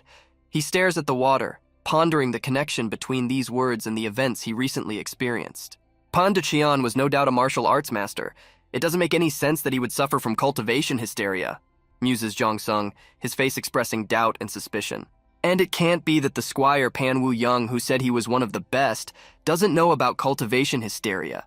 Jong-sung adds thoughtfully, sensing that something is wrong here. Why didn't he ask questions about what happened to Pang Do-cheon and just lock him in the deepest part of the prison? Cheong-sung ponders, his face expressing surprise and suspicion. Cheon-sung recalls how the master used to say, "He is barely alive, but his determination is the only thing left of him. He has become so insane that he has even drifted away from me, his own brother. It was necessary for the protection of the clan." Cheon-sung repeats the master's words, but his face expresses doubt and questioning. Jong-sung said, "If it was all an act and he was up to something?" He sounds doubtful and uncertain. In his head, a shot of the prisoner shouting indignantly pops up, "Pang Woo-young, I'm going to kill you." If his anger toward Pang Woo-young was sincere and not the result of madness, Cheong-sung reflects, pondering the prisoner's motives and emotions. "I feel the power of blood. They have to be stopped." The prisoner's words echo in Cheong-sung's head, adding intrigue and uncertainty. The master tries to calm Cheon-sung down, saying, "Don't worry." His face shows calmness and confidence. "He's been talking nonsense since he went crazy," the master continues, trying to ease the anxiety. These memories disturb Jong-sung, and he feels that everything is not as it was presented to him. A dark night envelops one of the houses where the lights are on until late. The atmosphere is tense and mysterious. In the building where the fire is burning, people are sitting discussing their plans. Everything is going according to plan, and soon it will be over. Their voices are full of confidence and cold calculation. "So why did you come here?" asks one of the audience members, his eyes full of suspicion and intrigue. "Chan," one of the representatives of the secret clan, called out to the other. His face expresses authority and expectation of a response. "Great. If I had known that nothing was going on, I wouldn't have brought Al with me," Chan replies, his voice sounding irritated. "Squire Pan, I was planning to watch from the sidelines," another character adds, his face expressing calculation and strategy. "But the head ordered me to make sure in person," he says, hinting at the importance of his mission. "I think he was worried that we wouldn't be able to handle some brats from Cheong-seo-dan. Don't misunderstand his intentions," he continues, emphasizing the importance of their task. "He only sent me because he cares about the Pung clan," he concludes, emphasizing the importance of his mission and the Pung clan. "As soon as the blood sky begins," says one of the clan members, his voice sounding mysterious and ominous, "the Pan clan will be the starting point of all this, and you will lead it. Think about what that means," he continues, emphasizing the importance of the Pan clan's role in their plans. "The starting point, lead it," another clan member repeats, his face expressing determination and ambition. "The Pung clan will take everything under its wing, from Hebei to Zhongyuan," he declares, drawing the scope of their influence. "Thus the Pung clan will become the most powerful in Zhongyuan," he concludes, Under the starry sky in the courtyard, Jong-sung realizes they revived the Blood Serpent sect, and they've been transporting bodies in secret. If all of this was planned by Squire Pan Woo-yun, he reflects, plunging into deep thought about the conspiracy. But even if it is, I can't do anything right now. If I hastily take a step to reveal Pan Woo-young, I could endanger the entire Cheon-so-dang, he says to himself, realizing the gravity of the situation. Did Yang deliver the message? Cheong-sung suddenly thinks, trying to find possible solutions. If only Mu-yeon were here, he sighs, realizing the importance of supporting his friend at this critical moment. Suddenly he hears a strange noise. His eyes are alert, and he turns around to find out the source of the noise. In the darkness, Cheong-sung sees two unknown people approaching him. His face expresses tension and suspicion. "What was that?" he says to himself, pulling out his sword to defend himself. His eyes are ready for action. He tries to stop the two spies, his stance expressing determination and skill. He jumps onto the roof of the house with a sharp sword, demonstrating his lightness and skill. Attacking the two, he shouts, "Show yourself!" His maneuver expresses speed and strength. His sword strike is countered by a counterstrike.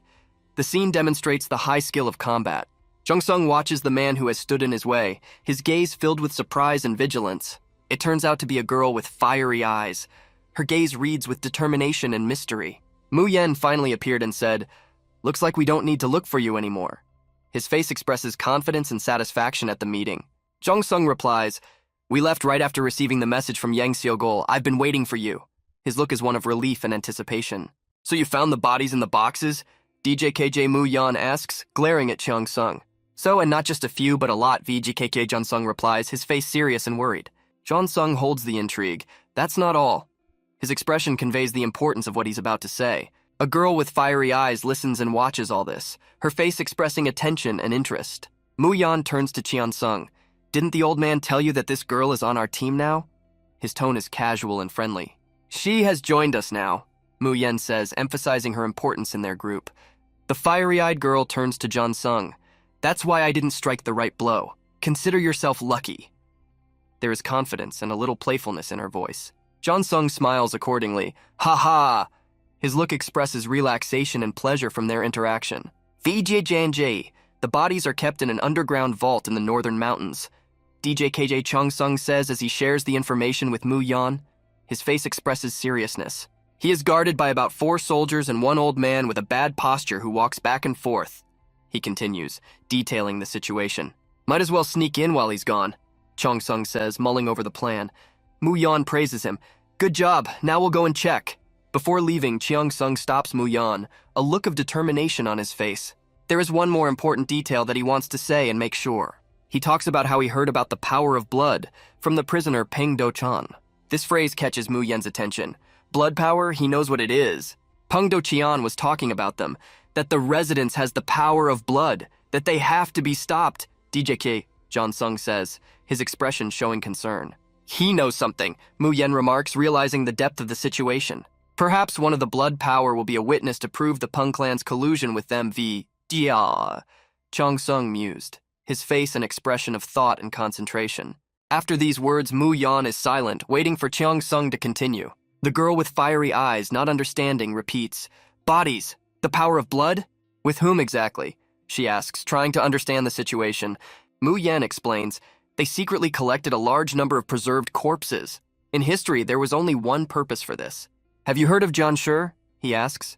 John Shur, Yango, is, roughly speaking, a zombie, but it is also the name given to frozen or desiccated corpses or vampires in Chinese mythology, VDJ. The fiery-eyed girl looks surprised and has never heard of John Shur. Mu-yen begins to explain to her. "They are corpses that indiscriminately kill humans or beasts. Their only instinct since awakening is the lust to kill," Mu-yen says, his face serious. "The method of creating John Shur is well known," he continues, sharing his knowledge, "but their existence is extremely dangerous for everyone. Therefore, this practice is strictly prohibited without any exceptions," EJJKJ Mu-yen adds, his tone warning. "There is now a faction outside of Zhongyuan that is creating them and using them as weapons," he says, revealing the extent of the threat. "This faction has been trying to infiltrate and take over Zhongyuan for a long time now, VJ+. They are enemies of both the virtuous and the sinful factions." DJKJ concludes Mu-yen. The girl looks scared and sweaty. "Just don't tell me that," she replies, feeling scared and worried. The Blood Brotherhood clan is preparing to welcome guests. Sanbez points out hospitality to his servants. Sanbez orders his servants, bring them everything they need. Ale, food, women, whatever. The servants reply, yes, sir. One of the members of the Blood Brotherhood stands on the balcony of a wooden house, thinking about the future. Suddenly, someone jumps on the roof of the house. It's a member of his clan who reports, we've received word that a team of assassins has gathered nearby. Tell them to be alert and ready, he orders. His subordinate replies, yes, sir. The power of blood is ours, he says confidently, feeling the approach of important events. The footage shows the evil leader of the Blood Brotherhood exclaiming, how dare a mere puppet try to take her, what a fool! Against the background of a large hall with candles, the leader stands in thought, his face expressing contempt and indignation. Our heroes, Mu Yen and his comrades, discuss a plan of action. If we hurry, they will close the residence and kill all of us, says one of them. Then they'll make up some lie to cover it up, adds another. Mu Yan replies, therefore secretly go ahead of all the members of Cheongseodan and wait for my signal. The boy understands the instructions, but he has doubts. Can we hold our own against Hebei's mightiest warriors with just the three of us in Cheongseodan? He asks. All we need is proof of the Peng clan's connection to the cult. There might not even be a battle, Mu Yen says. But don't worry, even if war breaks out, Mu Yen adds confidently. Yen Chongdan will arrive soon enough. VDJ, he looks confident and ready for action. Under the pretext of arresting Han Seojin and me for desertion, says one of the characters, laying out the plan. A girl with fiery eyes indignantly intervenes in the dialogue. Shh, did you leave a note or something? You said not to tell anyone about it. The guy replies, well, whatever, if Master Du Won and Yan Chongdan come, we might have a chance even in the war. Our main task is to confirm the existence of the bodies, and then ping to Cheon, he continues. The guy cautiously says, be careful, Mu Yan. He also addresses the girl, and you too be careful. At this point, they go on a mission. Only a shadow flashed before the boy's eyes, hinting at a possible threat. Sitting in ambush near the dungeon, the girl wants to ask Mu Yan a question. The hero says thoughtfully, I'm a little scared of one mention of their existence. But there will be evidence of their conspiracy with the Peng clan to help me find the answer I'm looking for. DJ KJ. At this moment, he suddenly covers the girl's mouth with his hand, signaling the need to be silent. Elders pass by, one of them exclaims indignantly, damn old man, does he consider us his personal servants? I don't know how many times I wanted to use my blade against him. Mu Yen reassures the girl, now just concentrate on your duties as a member of Yen Cheongdan. The girl agrees with this and nods in response. They inspect the entrance to the tunnel and see 3 guards. Sitting behind a stone, they discuss the infiltration plan. It won't be an easy task to avoid being noticed and causing alarm, says Mu Yen thoughtfully. Mu Yen and his partner stand at the entrance to the dungeon. This is exactly the place they were looking for. They need to get inside, but there are guards ahead. Mu Yen carefully takes the stone in his hand. He tells his partner to get ready and signal when it's time to act. Mu Yen throws a stone in the opposite direction from the entrance, making a loud noise against the tree. The guards immediately react to the sound, turning their attention in that direction. One of the guards says, did you hear that? Maybe it was a rabbit? Another guard replies, Yakchin said he saw rabbits in the area. Shut up and check. While the guards are distracted and investigating the source of the sound, Mu Yen and his partner seize the moment and sneak in through the entrance. Mu Yen and his partner carefully descend the steps deep into the dungeon. The girl immediately feels a sharp, unpleasant smell. She grimaces, uttering, phew, what a terrible smell. Mu Yen explains, it's incense to hide the smell of corpses and slow down their decay. They come across a huge number of crates that look suspicious. The girl is amazed and shocked by the discovery, not believing her eyes. Mu Yen opens one of the boxes to check.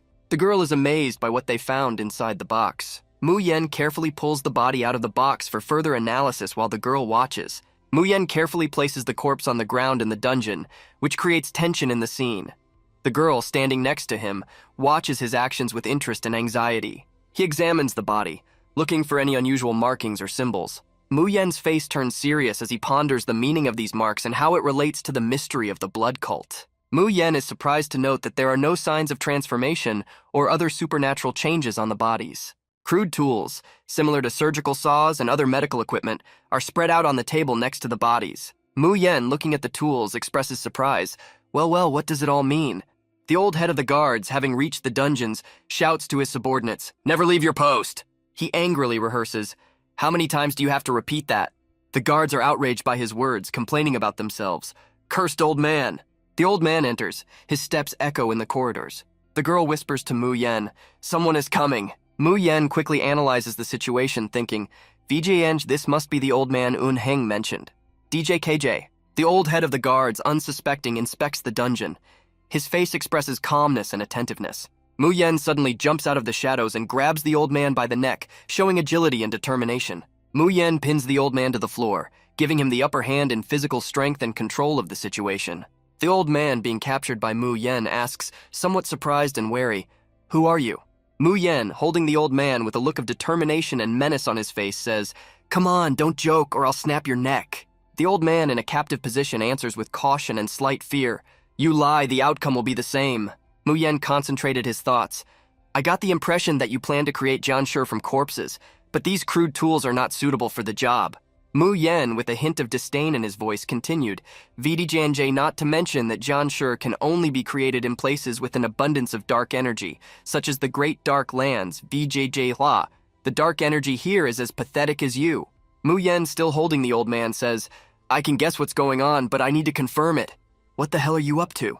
The old man, confused and frightened, replies, "All these Janshur and all that, I have no idea." The old man, showing an expression mixed with fear and despair, declares, "I'm just doing as I'm told because they promised to pay me handsomely." Mu Yen, with a menacing expression on his face, insists, "VDJ, what did I say I would do if you lied?" GAKJ, confused, the old man admits that it is true. The old man, with an uplifted expression on his face, continues, "When the bodies arrived, I was told that I could command the soldiers under the squire." The old man, looking desperate, continues, "And I was ordered to make them stand guard, and that no one should enter." Mu Yen, with a serious look, insistently asks, "Who started all this?" He continues to press down on the old man's neck, showing his determination to get answers. But the old man never gave an answer, remaining silent. Mu Yen thoughtfully states, "They brought all these bodies to create the appearance of what the Janshur are doing." Mu Yen, with a look of shock and disbelief on his face, exclaims, "They brought all these bodies to make it look like they are doing Janshur." He continues, looking thoughtful, "I don't even want to imagine how they managed to collect so many bodies." Mu Yen concludes, "It looks like the Janshur were a decoy to get the Peng clan to commit treason and let the coalition get rid of them." Thinking, Mu Yen wonders, if the squire was on their side, they could do whatever they wanted with the Peng clan. So why? With doubt in his voice, he says, "I don't know what they're up to, but..." Mu Yen says seriously, "Recently, the Murim benevolent faction has been increasing its ranks without properly vetting new members, and the coalition is not powerful enough to unite the entire Murim benevolent faction. Faijianji, if the Peng clan is eliminated in its current state of affairs, BJ Pla, it may lead to a split in Murim's benevolent faction. DJJK. Coalition actions are always accompanied by misunderstandings and discontent. There have been numerous cases where this has almost led to rebellion. It is likely that this is exactly what will happen if the Peng clan is eliminated. Those who express dissatisfaction with the coalition will lead the rebellion. Faijianji, if that's what they're up to, VJ, we have to stop the coalition from getting rid of the Peng clan." DJK. The girl asks, "And how do we do it?" Mu Yen, with an expression of determination, "I have a plan. They go to the dungeon where the master is imprisoned. Everyone said he was crazy, but he wasn't." Gathering his team, Mu Yen declares his decision with a determined look. "If this is what they are up to, we must stop the coalition from getting rid of the Peng clan." A girl with fiery eyes, a member of his team, asks with uncertainty, "How can we do this?" Mu Yen, with a thoughtful expression on his face, looks inspired. "I have a plan. We must act wisely and carefully." The team carefully descends into the dungeon where the master is imprisoned. The master, imprisoned and confused, lies on the ground. He looks suspiciously at Mu Yen and his team. The imprisoned master asks, "Who are you? Why are you here?" Mu Yen answers confidently, "I am Deputy Commander Yang Cheong Dan of the Marine Coalition, Mu Yen." Mu Yen addresses the imprisoned master, "I am here to save you." In the dark evening, at the entrance to the secret dungeon, their boss approaches the guards with a basket of food. He smiles, "Squire ordered me to bring you this as a special lunch." The guards look surprised and happy at the same time. One of the guards, enjoying his meal, suddenly stops and asks, "But we have been ordered to refuse all visitors. Who gave this order?" The chief thinks with interest. Another guard, after swallowing a piece, replies, "The order came from the squire's servants." The boss looks confused because he knows very well that the squire has no servants. The chief, excited and indignant, exclaims, "He has no servants. What is this senseless lie?"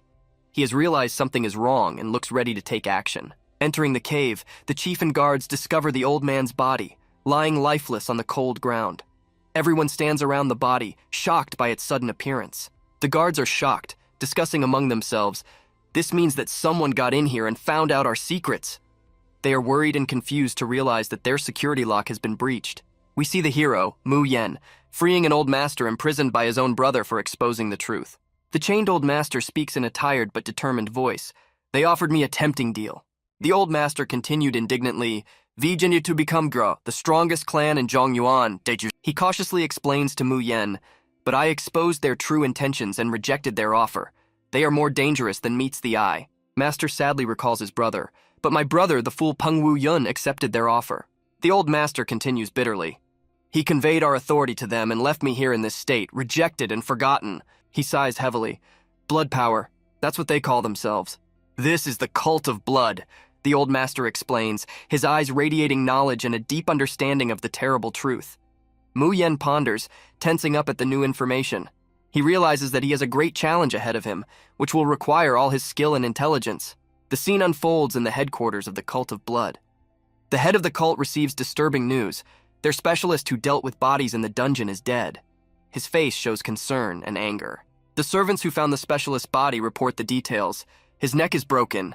It's definitely not Cheong Sung Dan's handiwork. The cult leader freaks out, his face contorted with fear and anger. He understands that the Brotherhood of Blood is in danger, and it has come at the worst possible time. He orders his servants to arm themselves and immediately go in search of the uninvited guests. His orders are strict and urgent. The cult leader loudly demands his sword, "Bring my blade!" His voice is full of determination and readiness to act. Armed and determined, the cult leader leads his warriors in search of enemies. They move into the darkness, ready to face an unknown threat.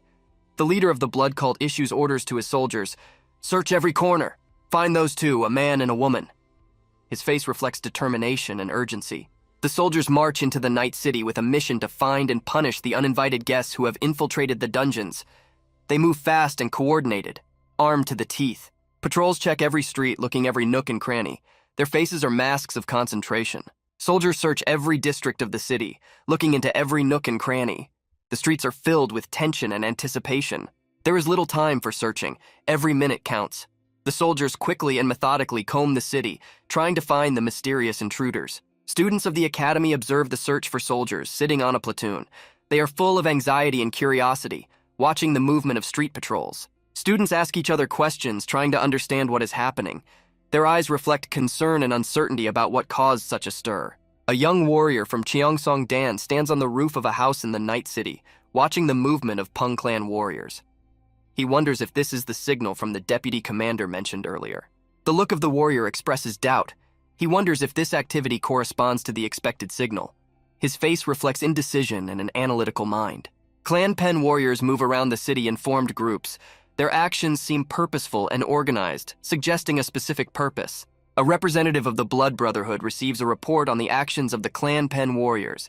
He listens carefully, analyzing the information received. His face reflects attention and alertness. The face of the representative of the Brotherhood of Blood reflects pleasure and cunning. He suggests that perhaps the coalition has finally made its move. A representative of the Brotherhood of Blood gives the order to send a signal to the team of assassins. His gestures and facial expressions reflect determination and team spirit, readiness for action. The dungeon master, looking despondent, tells Mu En that there is no hope for the Peng clan because of their cooperation with the blood cult. He looks upset and disappointed. Mu En retorts firmly to the master, claiming that only Peng Wu Yun and his followers cooperate with the blood cult. He stands with a confident expression on his face. Mu En continues, emphasizing that the Peng clan has been tricked. On his face, an expression of confidence in his words. Mu En says that without confirmation of the master's health, they cannot verify this information. He stands thoughtful and focused. Mu En expresses confidence that they can change the Peng clan and bring it back to the right path.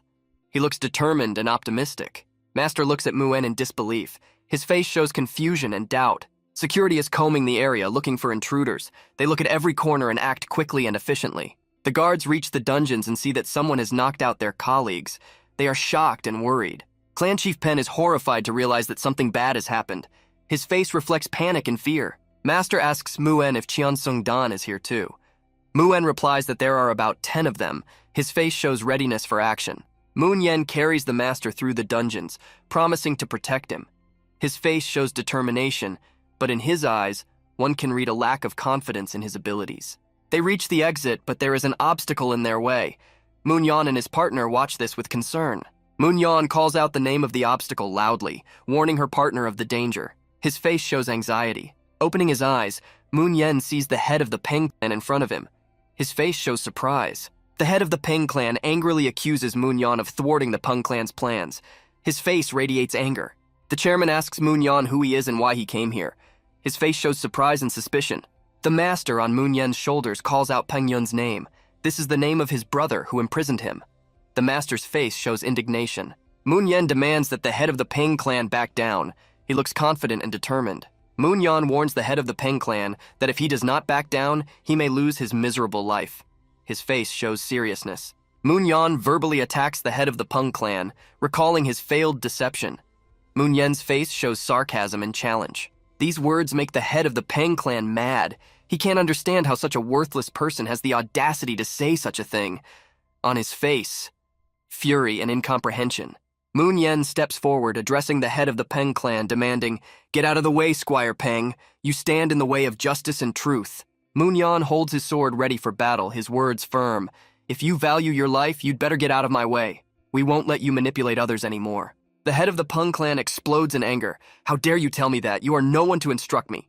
He doesn't seem ready to back down. Moon Yan replies confidently, "Your actions are no longer a secret to anyone, Squire Peng. Everyone knows of your crimes and treachery." Feridian Jiayu quickly shut down the Blood Snake sect's investigation and secretly transported the bodies. DJKJ Moon Yan continues, pointing to a deeper conspiracy. "Now all your secrets will come out." The head of the Peng clan responds with annoyance at Moon Yan's words. "What nonsense are you talking about?" Bewilderment and anger can be read in his eyes. Moon Yan addresses an angry Squire Pen. "Control your emotions. Don't let anger cloud your understanding. You've been used by the blood cult all these years," declares Moon Yan. The head of the Pen clan was surprised by these words. Squire Pen snaps, "Shut up, don't you dare interrupt me." He looks extremely annoyed and confused. "You broke into the residence, wreaked havoc, and now you've kidnapped my brother Peng Do-chan. Death will be too easy a punishment for you. Enough of your nonsense," shouts Squire Pan angrily. Squire Peng's brother, Peng Do-chan, a prisoner, appeals to him. "Stop talking nonsense, aren't you ashamed of your actions?" Moon Yan coldly replies, "If you think it's all a lie, you can see for yourself." There is confidence in his voice. Moon Yan coolly replies to Squire Pen, "You can verify the truth by meeting Chang Dan of the blood cult." His words sound challenging. Moon Yan's words make Squire Pen angry. He is ready to shatter this scoundrel's world, his face filled with anger. Squire Pen draws his sword, which glows with energy. He prepares for battle, his eyes shining with determination. Moon Yan, seeing that Squire Peng is preparing for battle, realizes that in front of him is a really big fool who does not want to understand the truth. "Enough of these lies!" DJKJ Squire Pan shouts, activating his chakra, which emits a powerful energy. Moon Yan turns to his partner, unsure of his next steps in his eyes. He whispers to her, "Take the master away as soon as the battle begins." He's preparing for the inevitable confrontation. Squire Pen points his sword at Moon Yan and declares feverishly, "No one escapes." He looks ready to fight until the end. Before us is Moon Yi, whose gaze is full of caution and prudence. He carefully studies the head of the clan, as if he is looking for something elusive in him. And here's the unexpected twist. Moon Yan responds with a smile, radiating confidence and composure. This gesture only increases the Squire's anger in this heated moment. Squire finds himself at a loss. He cannot understand what motivates his opponent, and this ignorance only sharpens his anger. And then, filled with rage, the Squire rushes into the attack. He fiercely promises to cut Moon Yan in half, rushing into battle with an indescribable thirst for victory. The Squire, armed with a sword and full of burning energy, rushes towards Moon Yan, trying to deliver a decisive blow with the sword. Right after dodging, Moon Yan activates his energy and punches Squire's chest with all his might, taking advantage of the moment of surprise. The blow is so powerful that Squire is sent flying 10 meters away, losing control of his body. Hitting the dungeon wall, the Squire causes a great noise and collapse, sending a cloud of dust and shards across the dungeon. Moon Yan, acting as leader, orders her partner to evacuate the old master from the dungeon immediately, emphasizing the urgency and importance of this mission. Moon Yan's partner does not hesitate to carry out his orders, showing her dedication and efficiency in a critical situation. During the escape, the old master, distraught, turns to the girl with the question, "Can Moon Yan handle Squire, the martial artist, on his own?" The girl, concentrating on the mission, tells the master that it is more important to think about his own safety now than the battle. She adds that even an old master wouldn't stand a chance against an opponent like this guy, acknowledging his incredible strength and skill. Getting up from the powerful blow, Squire realizes that he underestimated Moon Yan. His eyes read an admission of error and a new level of respect for his opponent. The Squire mentions that because of Moon Yan's young age, he saw him as easy prey, but now he realizes that he was wrong. He analyzes the situation. If Moon Yen dared to take such a desperate step, then he has the necessary skills and courage, Squire thinks. With these thoughts, the Squire charges again, determined not to back down and prove his superiority. These aggressive tactics don't throw Moon Yen off balance. He keeps his cool and is ready for the next move. The Squire delivers a powerful sword strike, but Moon Yen dodges again, showing impressive agility and intuition. This only infuriates the Squire, but he notices Moon Yen trying to flank him, maintaining a tactical advantage. While swinging his sword, Squire suddenly sees Moon Yen's fist appear in front of him with incredible speed. That blow is so fast that despite Squire's attempts to block it, he doesn't have time to do so. Due to the powerful energy of both fighters, they push away from each other, creating a gap between them. The Squire, focusing on the battle, grins, clenching his teeth, as if feeling a rush of strength and adrenaline. He activates his skill Tiger Gate Cut, Soul Eater, as he prepares to strike decisively. At this time, Moon Yen, without wasting a second, rises to his feet, ready to continue the fight. Using his nuclear power, Moon Yen pushes off the concrete with his other foot, showing his incredible physical strength and readiness for the next strike. Moon Yen enters his God of War state, activating the first level of his hidden power. The two mighty warriors meet in a decisive clash, dealing blows to each other. Moon Yen's hand hits directly at Squire's sword, creating a moment of tension and determination. From this powerful blow, the Squire himself and his sword fly away, as if thrown back by an invisible force. The Squire finds himself shocked at this turn of events, unable to understand how this is possible. He's thinking, how did this guy with his bare hands manage to knock my sword away? The Squire reminds himself that his great Soul Eater technique has always been extremely strong, but this guy just knocked him away with his fist. Moon Yen, clenching his powerful fist, turns to the Squire with an ironic question. Is your blade rusted? He continues, did you just relax? Finally, Moon Yen, with a faint smile, asks Squire, is it because I'm young? Moon Yen continues to speak an uncomfortable truth that seems to cut Squire's ears, causing him to be internally conflicted. He turns to Squire. Of course you are better than all of these, because Squire, the strongest in the Zhongyuan clan, cannot be so weak. These words strike the Squire deeply, evoking a powerful emotional response in him. Filled with rage and indignation, the Squire vows to tear Moon Yen to pieces and kill him, activating all his power for the battle ahead. Let's go back to when Moon Yen ordered his partner to retreat as soon as the fight started. She takes the master, and together they move to the exit, realizing the criticality of the situation and the need for quick action. As they leave, the master warns the girl that the Squire could most likely bring the Link and other fighters with him. He notes that Squire's followers are probably guarding the prison on the upper level. To this, the girl retorts emphatically that they have no choice or way but to keep moving forward. The master, during their retreat, asks the girl if she can handle this situation on her own, expressing her fears and insecurities. As they approach the prison exit, they see that the exit is guarded by soldiers standing guard. The warriors suddenly notice a beautiful girl and the master behind her, surprised that someone has come out of prison. It makes them wonder, if they got out, what happened to the Squire? That question remains unanswered. The head of the guards, reacting to the situation, shouts to his subordinates to detain the girl and the master, raising the alarm.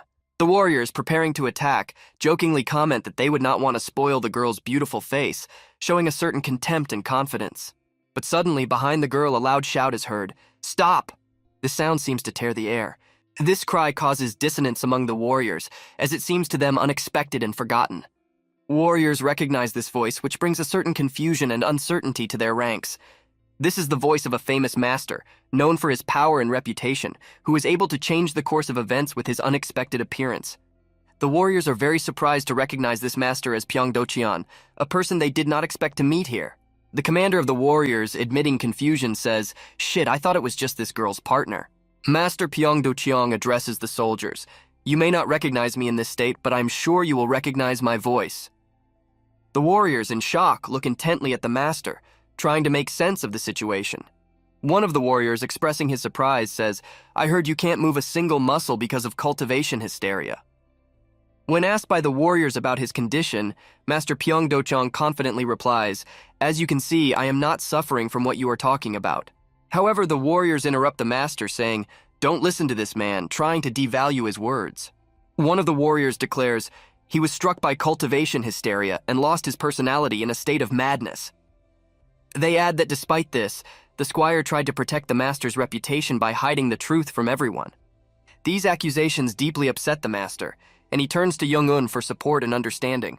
The master accuses Jung-un, stating, "That's all the blood cult dog told you to do," indicating manipulation and betrayal.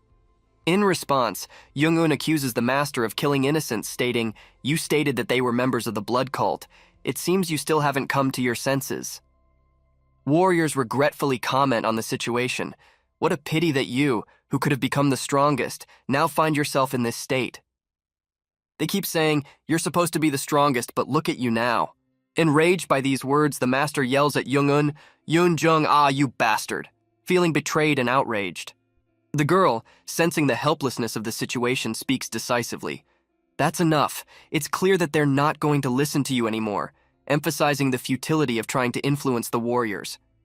The head of the warriors, taking decisive action, issues the order: take Pyeongdu-cheong and capture the girl, dead or alive, presenting them with a crucial choice. Warriors, full of determination, charge, ready for battle. The girl, with her sword drawn, has no doubts about her strength. She is ready to face them. With incredible ease and grace, she jumps high up, flying over the heads of the warriors. Her eyes begin to glow like a night echo, reflecting her inner strength and determination. She lands by surprise, and her sword instantly pierces the first warrior, showing her skill and effectiveness in battle. This greatly surprised the chief of warriors. The girl turned out to be a real warrior with a sharp sword. From his own experience, he recognized in their sword style the marks of a great master. The warriors seemed to think it was just a joke at first, but then they realized that this woman is a real mystery. "Ah, she is a bitch," they shouted, feeling a great threat. The woman had no mercy. She cut them one by one like a knife in butter, sweeping away the enemies like old thaws. The woman's eyes were blazing with energy. Her strength was limitless, and she won through the unstoppable willpower and incredible energy that emanated from her. The warriors rushed at her, one after the other, attacking with determination. But she skillfully blocked their blows, responding to each move with cold calculation. She counterattacked by hitting them with the heads of her legs like a hyper-fast dancer, targeting her enemies' vulnerable spots. She soared above them, striking enemies with great force, then bounced off their bodies, changing strategy like a stage artist. Her sword pierced the air past yet another warrior, dealing deadly blows, and he fell to the ground, powerless. She left their lives without the slightest feeling of pity, surrendering to the battle with all cruelty. However, one warrior, after he adjusted his jaw, felt the need to say something. However, the girl's sword cut him in two, ending his words in an instant. She was not only deadly, but also extremely dangerous, distinguished by incredible dexterity and courage.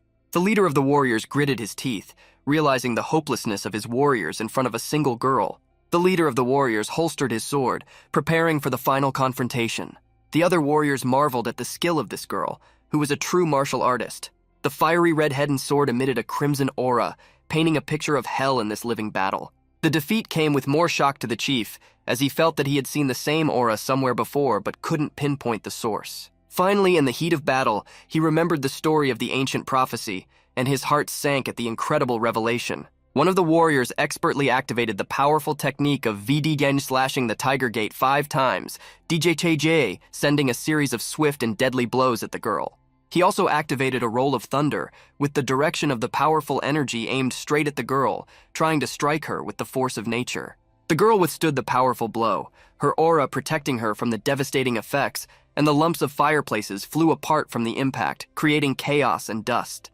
The warrior believed that after such a strong blow, the girl would definitely not be able to stand on her feet, but he was very wrong. The girl remained enveloped in her aura and felt invulnerable to powerful blows as she continued to fight. Carrie's eyes glow with an unrelenting fire, reflecting her unwavering determination. She grips the sword tightly in her hands, ready for battle. Before her stands a powerful opponent who causes her a feeling of tension and challenge. Carrie confidently addresses his enemy with a hint of mockery in his voice. "You are too proud of your swordsmanship for a mere lackey," she exclaims indignantly. "What? Here's a bitch." She is fully ready for a fight. Her words are full of challenge and undisguised aggression. Carrie prepares to teach her enemy a harsh lesson, determination and cold calculation reflected in her gaze. The enemy draws his sword as he prepares to engage, his movements confident and menacing. He looks ready for battle, his eyes radiating killing intent, creating a tense atmosphere, and moves with incredible speed, like the light of the sun, spinning around his opponent, showing off his incredible fighting skills. Her speed and maneuverability make her almost unattainable for the enemy, who cannot keep up with her movements, which gives the impression of her superiority in battle. The enemy, pelting Carrie with a bunch of insulting words, tries to hit her, but his attempts seem fruitless. He realizes that Carrie is an opponent who can surpass him in strength and skill. This causes him a feeling of despair. In an attempt to intimidate her, he calls Carrie a rat in an attempt to humiliate her.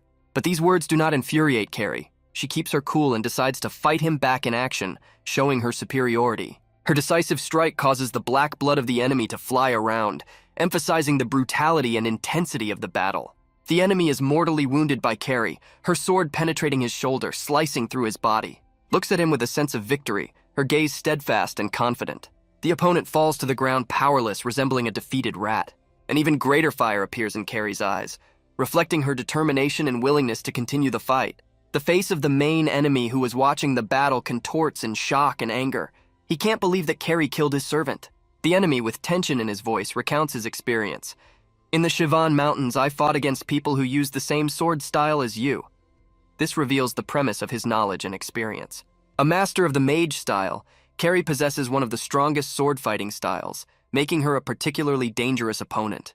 Feels confused, and it would seem even afraid of her. But at the same time, he's ready to fight to the end, even if it means his death. Carrie prepares to reveal something important, her face full of determination and willingness to share her secret. With pride and confidence, she declares, "I'm a member of Yongcheongdan." This discovery can change the course of the battle and its perception by the enemy. The enemy's face shows only surprise at Kari's discovery of her affiliation with Yongcheongdan. It completely overpowers any other emotion. Maoshin, another key figure, also watches this duel closely, his gaze piercing and focused. A strange energy begins to appear around the enemy, hovering in the air and giving the situation even more tension. This energy is probably the embodiment of his anger and desire to win at any cost. A blue electric force appears around his sword, emphasizing his growing power and readiness for decisive combat. The power of electrical energy surrounding the enemy is so great that it seems to be able to pierce even rocks, showing its extreme power. His clothes, under the influence of this powerful energy, appear to be electrified, sparkling and shimmering in the air. Maoshin, despite the tense situation, maintains his usual calm demeanor, his face expressing coolness and control. The atmosphere around takes on the appearance of the beginning of a huge and significant battle, filled with anticipation and tension. The enemy uses his power to perform the five-fold tiger slashing technique, showing his skill and intent to defeat Carrie at all costs. Expertly wields a sword like a magic wand from which powerful energy radiates. His movements are full of power and grace, as if every blow turns into a magical act. Mushin watches the battle, standing steadfast and calm, as if it were an ordinary day, and he was not affected by the surrounding tension. Pushing off the ground with his foot, the enemy gains height, preparing for the next decisive action. Gathering his strength, the thief takes the first step towards Mushin, signaling the start of his attack. Jumps high into the air, preparing to deliver a powerful blow. His movements are quick and deft, reflecting his readiness for battle. The thief's sword almost touches the young warrior's face, creating a tense and dangerous atmosphere. Its sharp blade gleams dangerously close to Mushin. A powerful, evil energy is felt from the thief, which covers the environment with a wave of negativity, making the atmosphere even more tense. In response, the young warrior of good raises his protective aura, creating a counterbalance to the evil that surrounds him. His will to fight becomes even stronger. Under Mushin's feet, the earth and stones begin to crack and scatter, reflecting the intensity of his power and energy. Mushin's fist is filled with incredible power, acquiring the ability to deliver a devastating blow. His determination and strength become palpable to everyone around him. Maoshin deftly deflects the attack by striking directly at the thief's sword blade, showing his incredible skill and precision. As a result of the force of the blow, the enemy flies back, losing balance and control over the situation. His body crashes into the wall with force, shattering it and creating an additional effect of destruction and chaos in the scene. Maoshin's energy is filled with strength. He becomes even more powerful and confident in his superiority over the enemy. From tension and exhaustion, steam is released from Mushin's mouth, reflecting the intensity of his internal struggle and physical exertion. The thief's sword, thrown by the force of Mushin's blow, hits the stone as if symbolizing his defeat and the impossibility of further fighting. The assassin, like Mushin, also breathes out steam, feeling the physical exhaustion and emotional pressure of facing such a powerful opponent. He exclaims in amazement, "You were able to form a protective aura strong enough to fend off the thunderclap blade?" This shows his admiration and respect for Mushin's strength. Confused and shocked, the thief asks, Who the hell are you?" Mushin confidently and coolly answers, "You don't have to know that." His words exude confidence and mystery, leaving his true identity a mystery. He continues with unwavering confidence, "After all, you won't live to see the next day." These words reflect his determination and confidence in ending the battle quickly. The killer, outraged and shocked, exclaims, "You!" expressing fear. He continues as if not believing in Mushin's courage. "How dare you!" At this moment, his sword suddenly lights up even more brightly, reflecting the growth of his anger and power. Despite his confidence, is shocked by this sudden increase in the power of the enemy's sword, sensing that the battle is gaining momentum. Asks who you are. At the first moment when the mysterious figure appeared before him, he began to feel wary and worried. Gets an answer. He doesn't necessarily know. The figure answers in a way that doesn't disappoint his expectations, but raises more questions than it answers. Because he's unlikely to live until the next day. Asking the heathen about her identity becomes more of a mystery when he realizes that his life may be in danger, and that threat looms large in front of him. An even stronger electrical impulse flares up around him. Now the thief begins to understand that this mysterious creature is not only a threat to his life, but also a great mystery that must be solved in order to survive. Mushin, standing in the center of events, feels unprepared and surprised, as this situation has gone far beyond his expectations. The sword plunges into the ground. The deep thrust of the sword into the ground creates a vulnerable moment in an intriguing plot, emphasizing the significance of this action. The face of the killer is very tense. The expression of intense tension on the face of the killer adds an element of mystery and reinforces the importance of his role in the events. He doesn't care about how strong he is. The assassin reveals himself in an unusual way, announcing that his strength is no longer his main feature, and this makes him a larger and more mysterious character. I wonder where he gets so much power. The mystery surrounding the origin of the killer's power creates an extra layer of intrigue. Mushina barely withstands the power of the killer, emphasizes his constant threat, and raises questions about the survival of the main character in the story. The rocks overhead crack, breaking the impenetrable silence of the cave, and the sense of danger becomes much more real. They are in a cave, a place where time has stopped, and where even one unfortunate movement can reveal the source of terrible events. Rocks begin to fall, seemingly mercilessly, increasing the tension and panic in the middle of this dark trap. In front of the killer, he is surrounded by more and more falling rocks, and he tries to get out of this trap. But the possibility of this seems incredible. It seems that he may be stuck there, and only a brave act or a miraculous accident can save him from this bottomless underground labyrinth. His last words are prophetic and gloomy, that Mushina will not survive, and they sound in the cave like the news of death. These are probably his last words, and they hang in the air, as silent as a curtain after the end of a dramatic act. Mushina throws stones, throwing him away from her in a last-ditch effort to survive under this deadly tablet of time. Laughing, the criminal runs out of the cave, feeling victorious, but he does not yet know what awaits him soon. The sound echoes throughout the mountain, loud and mystical, like a sign of impending danger. This sound promises the most unexpected resolution in this incredible story. At the exit of the cave, someone is heard approaching, and it sounds like footsteps in the deepest darkness. The dust gets all the way here, and the tension builds as the mysterious figure approaches. He emerges from the dust, appearing in front of the main characters as a figure shadowed by a bold look. Wiping the mud from his eyes, he reveals his story, and let it be unexpected and confusing. Turning his head back, there is only one thing on his mind: determination and an important mission that has linked their destinies on this extraordinary journey. He thinks he has won, rejoicing in his temporary victory, confident in his actions. But turning his head to the exit, he notices something that strongly affects him, and fear again begins to throw out from the depths of his soul. There are many corpses on the ground, and he understands that this is a terrible picture that reveals the scale of the tragedy before him. Realizing that this is the girl, he can no longer put aside the impression of his encounter with an extraordinary fortune-teller. She even killed Yun Qian-dan of the Yanjin Coalition, and this highlights her incredible strength and deadly essence. He lies on the floor with no strength at all, feeling his strength leave his body after the brutal encounter. The girl has great talent if she can cope with such opponents, and her strength and skill become a source of wonder and admiration for him. The killer thinks that she needs to take revenge, and after meeting the girl, he realizes that this task will be extremely difficult. Yan Qiang-dan was a friend to him, and his loss makes revenge all the more imperative. Events escalate to the coalition of students, and an earthquake begins there, endangering not only their lives, but also the fate of the entire world, destroying the usual reality and calling everything into question. Looking out the window, they don't understand why this incredible earthquake started, but fear is already in their hearts. The earthquake ends, but its consequences and threat remain in the air, a reminder of the vulnerability of this world. This is a signal that everyone should prepare for the unknown, prepare themselves for the most incredible tests. They go outside, where everything breathes the extraordinary, and the atmosphere is filled with tension and anticipation. The young man asks them to avoid unnecessary encounters when the gate opens, and the plan is to group them with Yan Cheongdan to face new challenges and threats together. The young men notice someone on the floor, and this unexpected discovery immediately causes them to group together, doing their best to solve this mystery.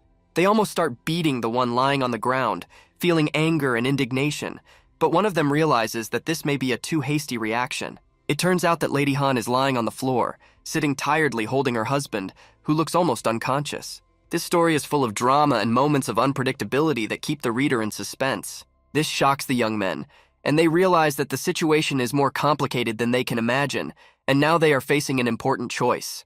It was Master Peng Do-cheon, and his presence made the youths feel deep respect and concern. Lady Khan explains that they did not find an opportunity to escape, so they stayed here, where danger has long been waiting for them.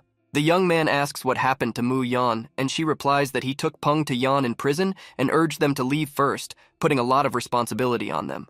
Realize that they are left with a killer, and now they will have to decide how to act in this extremely difficult situation.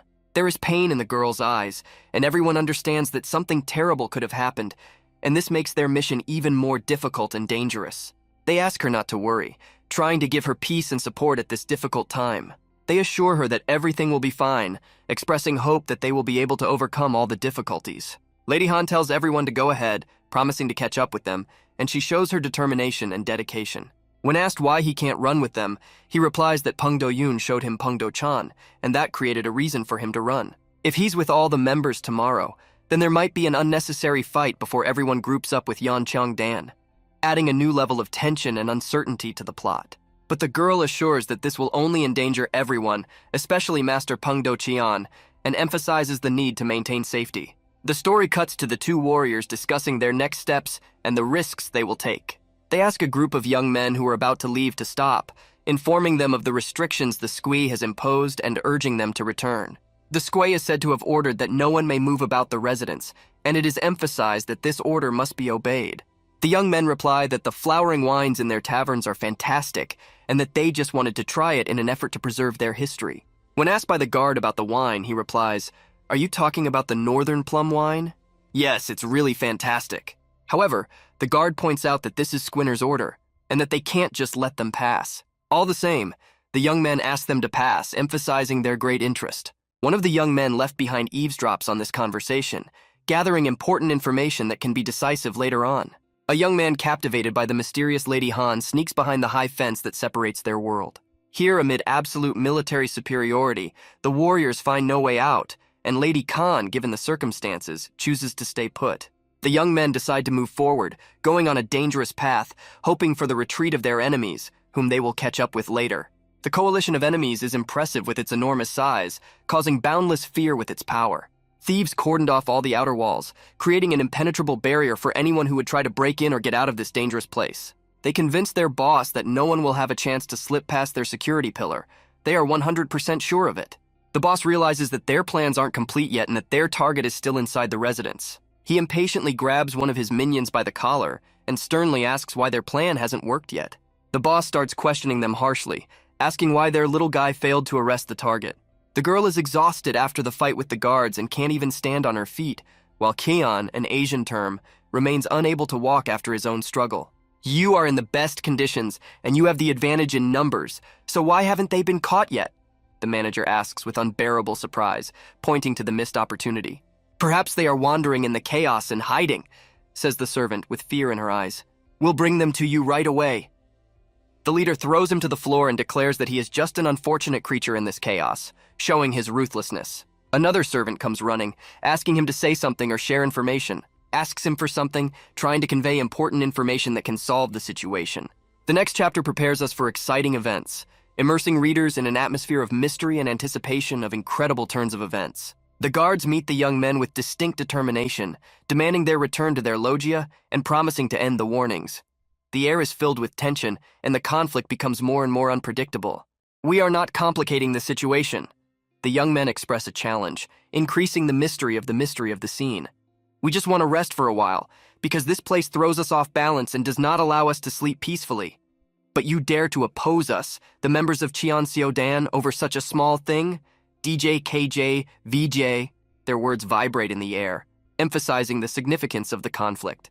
Everything indicates that these young men are extraordinary opponents, gifted with impressive strength and skill, and the tension on the stage only increases the sense of danger. Must understand that the squire's words are absolute and not subject to any exceptions, even for outsiders. The young men, struck by this incongruous statement, question each other, excitedly exchanging glances at such a surprise. With surprise in their eyes, they greet the squire, who tries to convey his power through his own face, trying to answer the squire's greeting, experiencing the mysterious magic of this moment. The squire's face expresses extraordinary power, which leaves the young men in awe and mesmerizes them before the mysterious master. He surveys everyone around him. His gaze searches for one particular young man among those present. With a look of surprise on his face, he declares that he doesn't see Yun Hyung present here. Unable to see Yun Heng, he begins to feel frustrated and confused. One of the young men bravely says that he decided to stay, admitting his ailments and bad feelings. His very harsh judging gaze is aimed at this young man, expressing a difficult resonance between them. He expresses genuine concern over Yun Hyung's absence, expressing his desire for his presence. There's a serious problem at the residence, so he orders people to stay away from the residence, but emphasizes that having everyone here will help resolve the situation faster.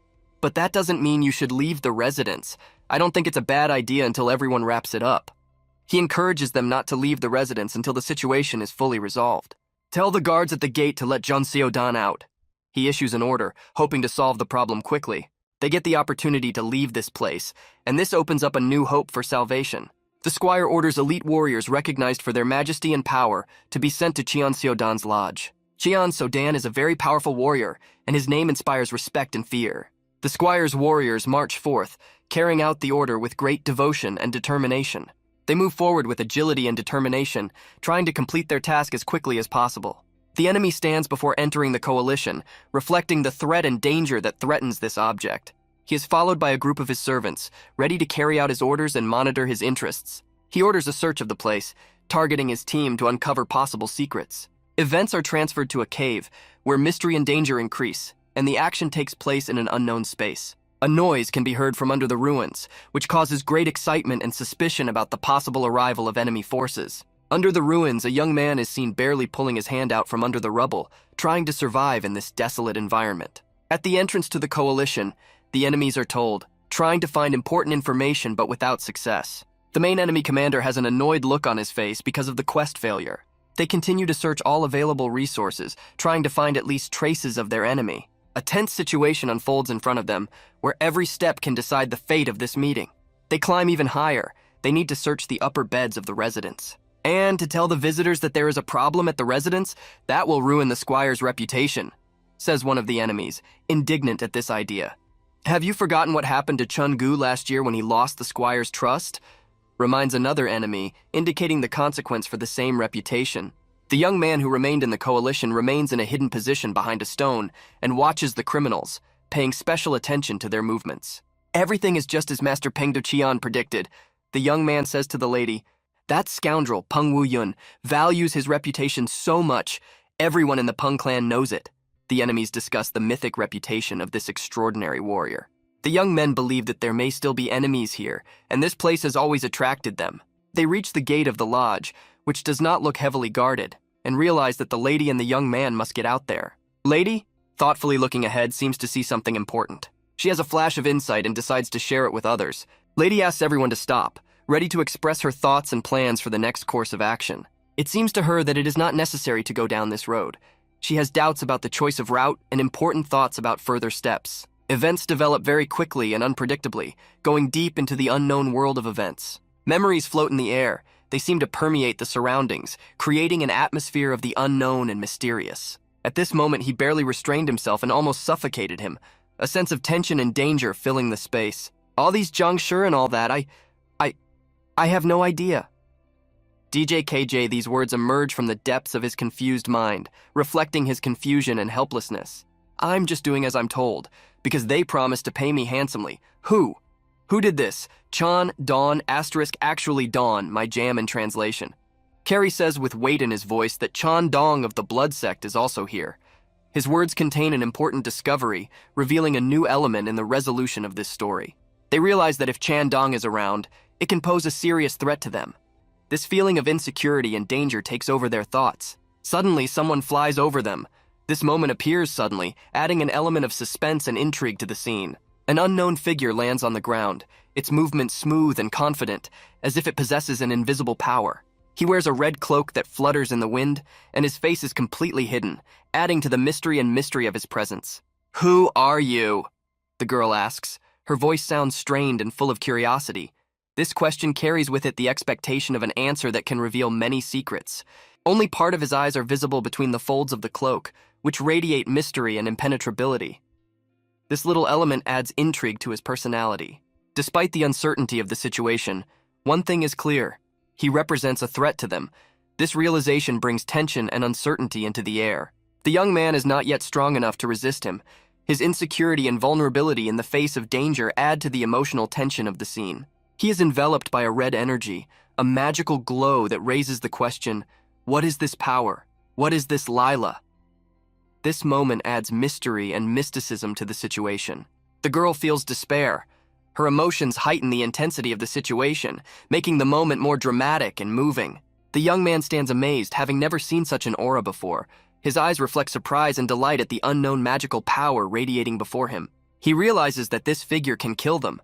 This realization carries with it the heavy weight of reality, filling the atmosphere with fear and tension. The aura of this mysterious figure surpasses any known rank.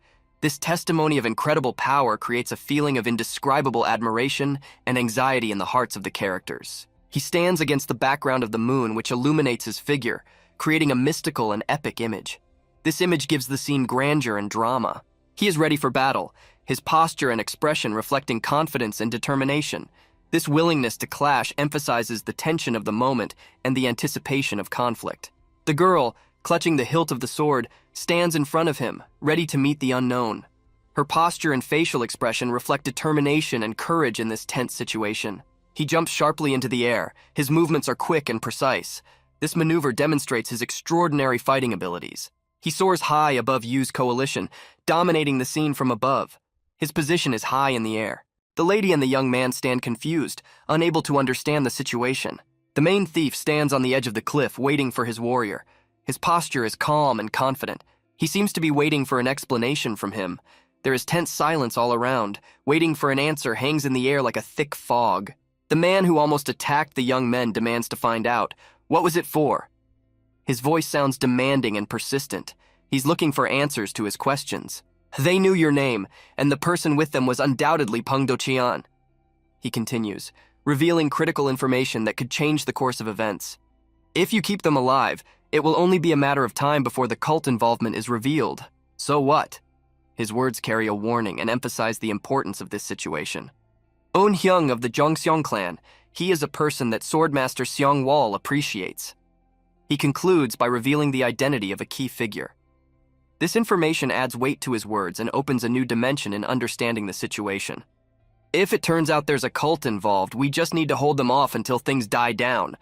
He muses as he ponders a strategy. His words reflect a cautious approach to the situation, emphasizing the importance of deliberate actions. But if we kill Eunhyung, he ponders the possible consequences of his actions, weighing every word.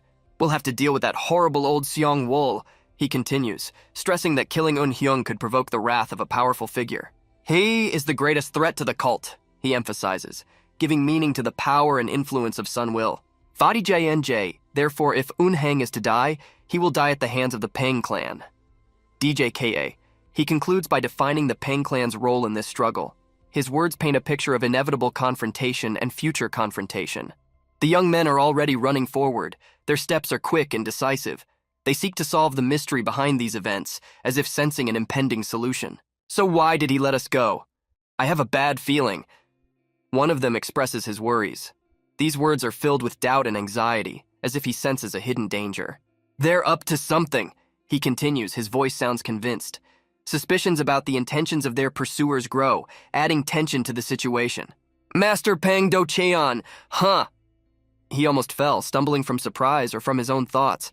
This moment shows how deeply they were captured by the situation. They notice two men in the distance. This discovery introduces a new element to the development of events, forcing the young men to be alert and cautious. Men meeting young men ask to introduce themselves. Their voices sound demanding, as if they have power or authority. But by the time they reached them, they had already disappeared somewhere. This moment adds intrigue and mystery to the situation. They hid behind the relief of the area, skillfully using the environment for their purposes. Anxiety begins in the coalition. The atmosphere becomes tense and restless, as if an imminent conflict is predicted. Young men quickly understand what they are looking for. This awareness brings a sense of danger and the need to be careful. Security at the scene raised the alarm, ready to act. Their quick and decisive actions show readiness to defend and react to danger. But it seems that these are not guards, but thieves. This unexpected twist adds betrayal and uncertainty to the situation, creating a convoluted plot. "The signal came from the direction of the mountain lodges, sir," reports one of the characters. This information hints at the possibility of a large-scale conspiracy or plan. The signal came from all the cities, indicating coordinated activity covering a large area. This reveals the extent of the potential threat. At that time, in the arms of the girl, the master loses consciousness. This unexpected development adds to the tension and desperation of the scene, leaving the characters in a state of uncertainty and anxiety. It is only a matter of time before the young men are discovered. This awareness of risk and the inevitability of detention hangs over them, creating tension and anticipation. They won't run far even if they carry him, they think, assessing the limited possibilities for escape. This understanding of the limitations of their actions adds to the sense of hopelessness. The lady has a great idea. Her sudden flash of intelligence and shrewdness provides new opportunities in this difficult situation. She plans to distract them while they leave. This cunning plan with a distraction gives hope of a successful escape, adding a strategic element to their actions. The question remains open. Will she cope with this task? Uncertainty and doubt hover around her, adding to the feeling of uncertainty. Only Mushin, who is not around now, remains in her memories. This thought reminds of her loneliness and lack of support at a critical moment. But she confidently declares that she will manage. Her determination and courage strengthen hope and courage in this situation. Meanwhile, criminals have already cordoned off the entire perimeter. Their organized and effective actions create a sense of threat and tension. Footsteps sound loudly on the ground, as if each step is counting down the time until the inevitable meeting. The enemy returns. His movements indicate determination and readiness for action. He only notices a foot near his face. This unexpected discovery introduces an element of surprise and a possible change in the course of events. She vigorously repels him with a strong kick. Her actions are quick and precise, showcasing her fighting skills. The invincible heroine rushes across the land like the wind. Her every step is full of determination and strength. Her movements are fast and confident, giving the impression of elusiveness. Around her, thieves try to strike, but their attempts are futile. She, like a shadow, dodges their every attack, showing not only physical strength but also tactical intelligence. At the decisive moment, she, with incredible accuracy, hits the head of one of the attackers with her foot. This move is not just a strike, it is a work of art in combat that shows her skill. Like a lioness among sheep, she beats the thieves one by one, turning them into a powerless mass. Her kicks have the power of football kicks, knocking opponents a considerable distance. Her every movement explodes with energy and confidence, creating a spectacle of martial prowess. Her struggle is not just physical strength, but a real dance of victory that takes your breath away. The desperate enemy, in response to the attack, makes a bold somersault. This is a demonstration of his dexterity and readiness to accept a challenge, the ability to surprise and defend his positions. This struggle becomes a symbol of a new chapter in this story.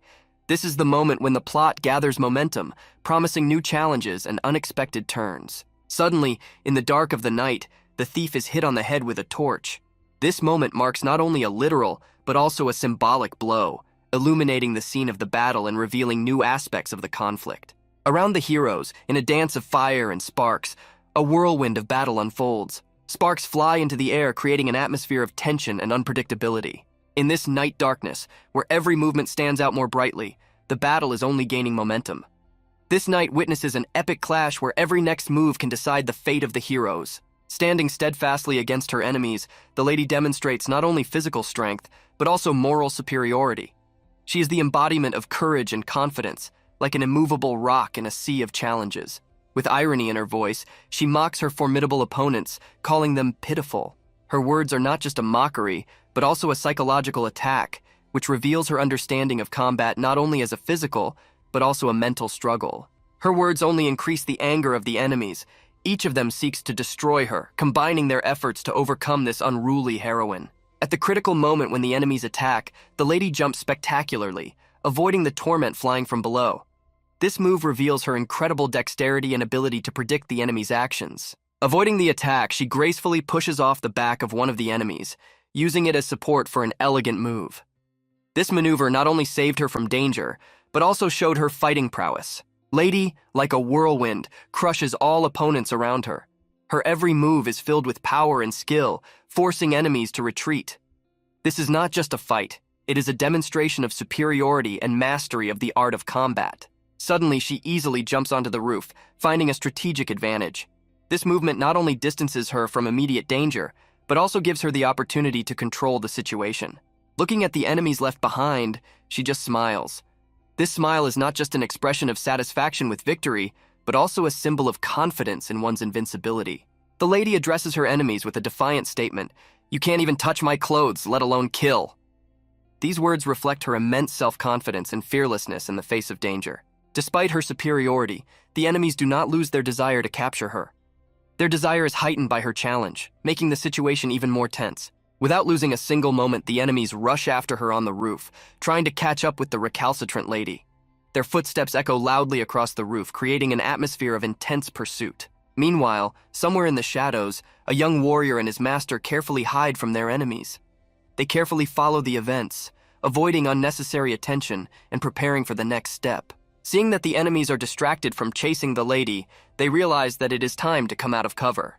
This opens up new possibilities for actions and maneuvers in the future conflict. At this time, the girl who is being chased continues on her way, despite the tireless enemies. Her speed and resourcefulness only add to her advantage in this pursuit. Despite the complexity of the situation, she demonstrates impressive skill. Her every move, every jump, or rebound is a work of art, demonstrating her high training and ability to adapt to any situation. Despite her small stature, power is clearly visible in the lady's eyes. Her gaze radiates confidence and strength, demonstrating that true power is not dependent on physical size. She runs across rooftops with such force and speed that the slate beneath her feet seems to fly into the air.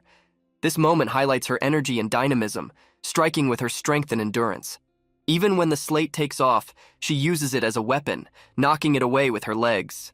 This unusual technique not only protects her, but also shows her resourcefulness and adaptability. Shards of slate that she deflects fly straight in the direction of her enemies. It turns ordinary building materials into unexpected and effective weapons. And as a result, the slate hits the thieves, catching them off guard. This not only stops them physically, but also psychologically demoralizes them, showing their vulnerability to the lady's unpredictability and shrewdness. Unwilling to give up, the enemies use their swords to cut through the flying slate. Their swift and precise strikes show their skill and determination in this battle. In this chaos, she meets a ninja face to face. It's a moment of tension and intrigue as she confronts a cunning and dangerous adversary. The ninja has no intention of letting her go just like that. He is ready to fight to the end, using all his skills and knowledge to defeat or delay her. At a crucial moment, she demonstrates her agility by impaling the ninja between the legs. This maneuver not only allows her to avoid a direct collision, but also confuses him. After that, she flies beautifully from the roof, like a bird flying freely in the air. This jump symbolizes not only physical freedom, but also the indomitable spirit that allows her to overcome any obstacles. As she lands on the roof, she has a look of surprise on her face. This moment shows the unpredictability of the situation, even for such an experienced warrior. On this roof where she had just landed, the other ninjas were already waiting for her. This heightens the tension of the scene, showing that danger can be waiting at every turn. As she falls onto the roof, she immediately engages in a sword fight with new enemies. Her reactions are instant and precise, showing her readiness for any challenge. All the ninjas on the roof unite with one goal: to overcome her. Their collective offensive underscores the seriousness of the threat she faces.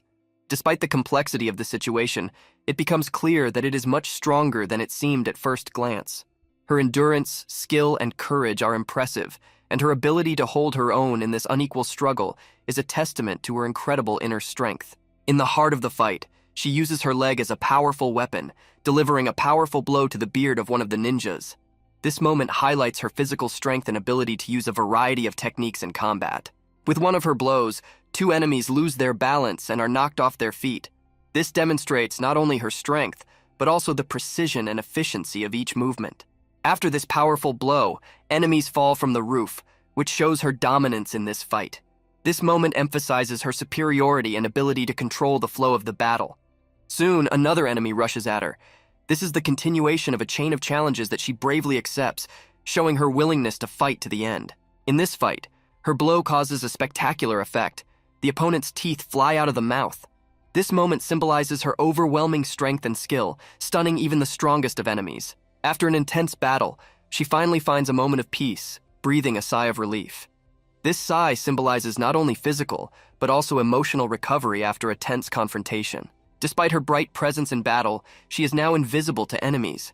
Her ability to disappear from the sight of her opponents shows her cunning and ability to disguise herself. She stands around the corner, literally a few steps away from the enemies, who do not even suspect her presence. This moment shows how far ahead of her opponents she is, staying one step ahead. Meanwhile, her colleagues had plenty of time to complete their tasks while she distracted the enemies. This demonstrates her ability to work in a team and contribute to a common goal. With the realization that her role at this stage is fulfilled, she realizes that it is time to go.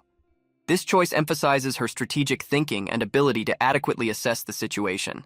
After a short rest, she turns around again and continues on her way. This movement symbolizes her steadfastness and determination, despite all the challenges that surround her. On her journey, she suddenly meets a new enemy, an even more dangerous thief.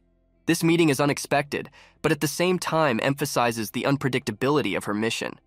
The thief turns out to be Peng Wu-yun, known for his strength and intelligence. His appearance brings a new level of tension and intrigue to the story. Immediately, a question arises in her head. Where is Mushan? She knows that they have always acted together, so his absence causes concern and insecurity. Peng Wu-yun informs her with cold indifference that Mushin is already dead. This news becomes a big blow for her, turning her worldview and questioning the purpose of her further path. Peng Wu-yun reveals that Mushin was buried under a huge load of rocks and dirt. This description not only adds brutality to his death, but also emphasizes the tragedy of this loss. The heroine, full of disbelief and shock, seems unable to accept this terrible news. Her reaction reflects the depth of her feelings and the connection she had with Mushan. A blue aura appears around Peng Wu-yun, symbolizing his emotional and spiritual power. This aura can indicate hidden powers or intentions that he has. The enemy begins to understand that she was not alone, and that her ally had considerable influence. This realization can change his perception and plans for her. When faced with questions about the whereabouts of other allies, she chooses to remain silent. This may be evidence of her strategic thinking or her desire to protect others from potential danger. The heroine turns to Peng Wu-yun saying, "You seem to be blind to your surroundings because you are too fixated on power." This emphasizes her observation and ability to see more than the obvious, and also indicates the enemy's blindness to reality. She learns that Peng Do-cheon has already left the place. This can be both a disappointment and a relief, but in any case, it changes her plans and calculations. The heroine cannot believe that Mushan could have been killed. She knows him as a person who is not an easy target for enemies. This shows her deep knowledge of Mushan and her belief in his power. She is convinced that Mushan could not have died even under the rocks. This moment demonstrates her confidence in his survival and perhaps even hints at some unknown aspects of his character or abilities. She is completely confident in her beliefs, which shows her strength of spirit and indomitability. This confidence can inspire her to further actions and influence her decisions in further struggles. Mushan's hand reaching up suddenly appears under the huge stones. She looks like a last plea for help stuck in the ruins. Despite the difficult circumstances, Mushan's hand radiates unstoppable strength. She stubbornly holds on, not giving up in the face of the unknown fate that awaits under the stones. Hidden under the rubble, his eyes still remain closed, because it is not so easy to be in this darkness. His face reflects an irreconcilable struggle against circumstances. In this silence, his thoughts return to his distant childhood, when he first set foot on the path of a ninja. These memories are like a beacon in the dark, reminding of past trials and learning. Overcoming pain and fear, he tries to gather all his strength to break free.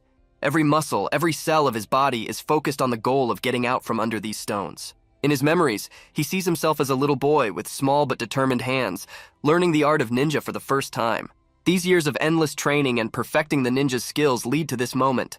He knows that everything he has learned will now decide his fate. Mushan's path was not always easy and smooth. There were times when everything seemed lost and every step forward was worth incredible effort. He often fell when faced with challenges that seemed insurmountable. Each fall was like a lesson that required strength and endurance. In these moments of trouble, So-wol, his mentor and friend, was always there. He was the one who supported Mushin, helping him up after every fall. So-wol has always stressed the importance of rest, telling Mushin that even in the most rigorous training, you need to find time for recovery. Despite this, mediocrity in training has always been everything to Mushan. He devoted himself to them unreservedly, striving to reach the pinnacle of mastery. His wounds always healed amazingly quickly, as if his body knew it had to withstand any challenge. It was part of his steadfastness and dedication to the ninja way. If Mushin had been weaker, he would have been gone a long time ago. In a world where every moment can be the last, only the strongest can survive. At a young age, when most children are afraid of the dark or being alone, he was too young to fear death. His young mind was focused on learning and improvement. But he had one fear that haunted him constantly like a shadow. This fear is to die without achieving your goals, without realizing your dreams, and without fulfilling your mission. This fear was the strongest motivator for him, driving him forward despite all the difficulties. The master always believed in Mushan's strength, saw in him a potential that exceeded ordinary limits. His confidence was like a pillar for the young warrior. Such brave words had a special weight for a boy who had been injured more than once. They were not just a support, but a reminder of the inner strength he possessed. Caring for his wounds became a daily duty for the sensei that required a lot of time and resources, but he never regretted it, seeing the growth of his student. Therefore, Mushin promised himself and his master to learn how to heal wounds so that he would no longer be a burden and become stronger. Remembering these words, Mushin found new strength in himself that helped him get out from under the stones. Every thought about his master and promise gave him unstoppable energy and will to fight. Clenching his fist, Mushin felt his determination harden like a stone. It was a moment when he decided to fight to the end, no matter the circumstances. Gathering all his strength together, he prepared for the last attempt to break out from under these stones.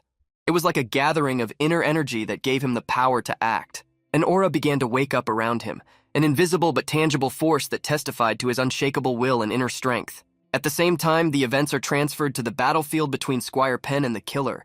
The tension between them grows, foreshadowing an imminent clash. In this battle, the assassin will leave a visible mark in the history of the Peng clan.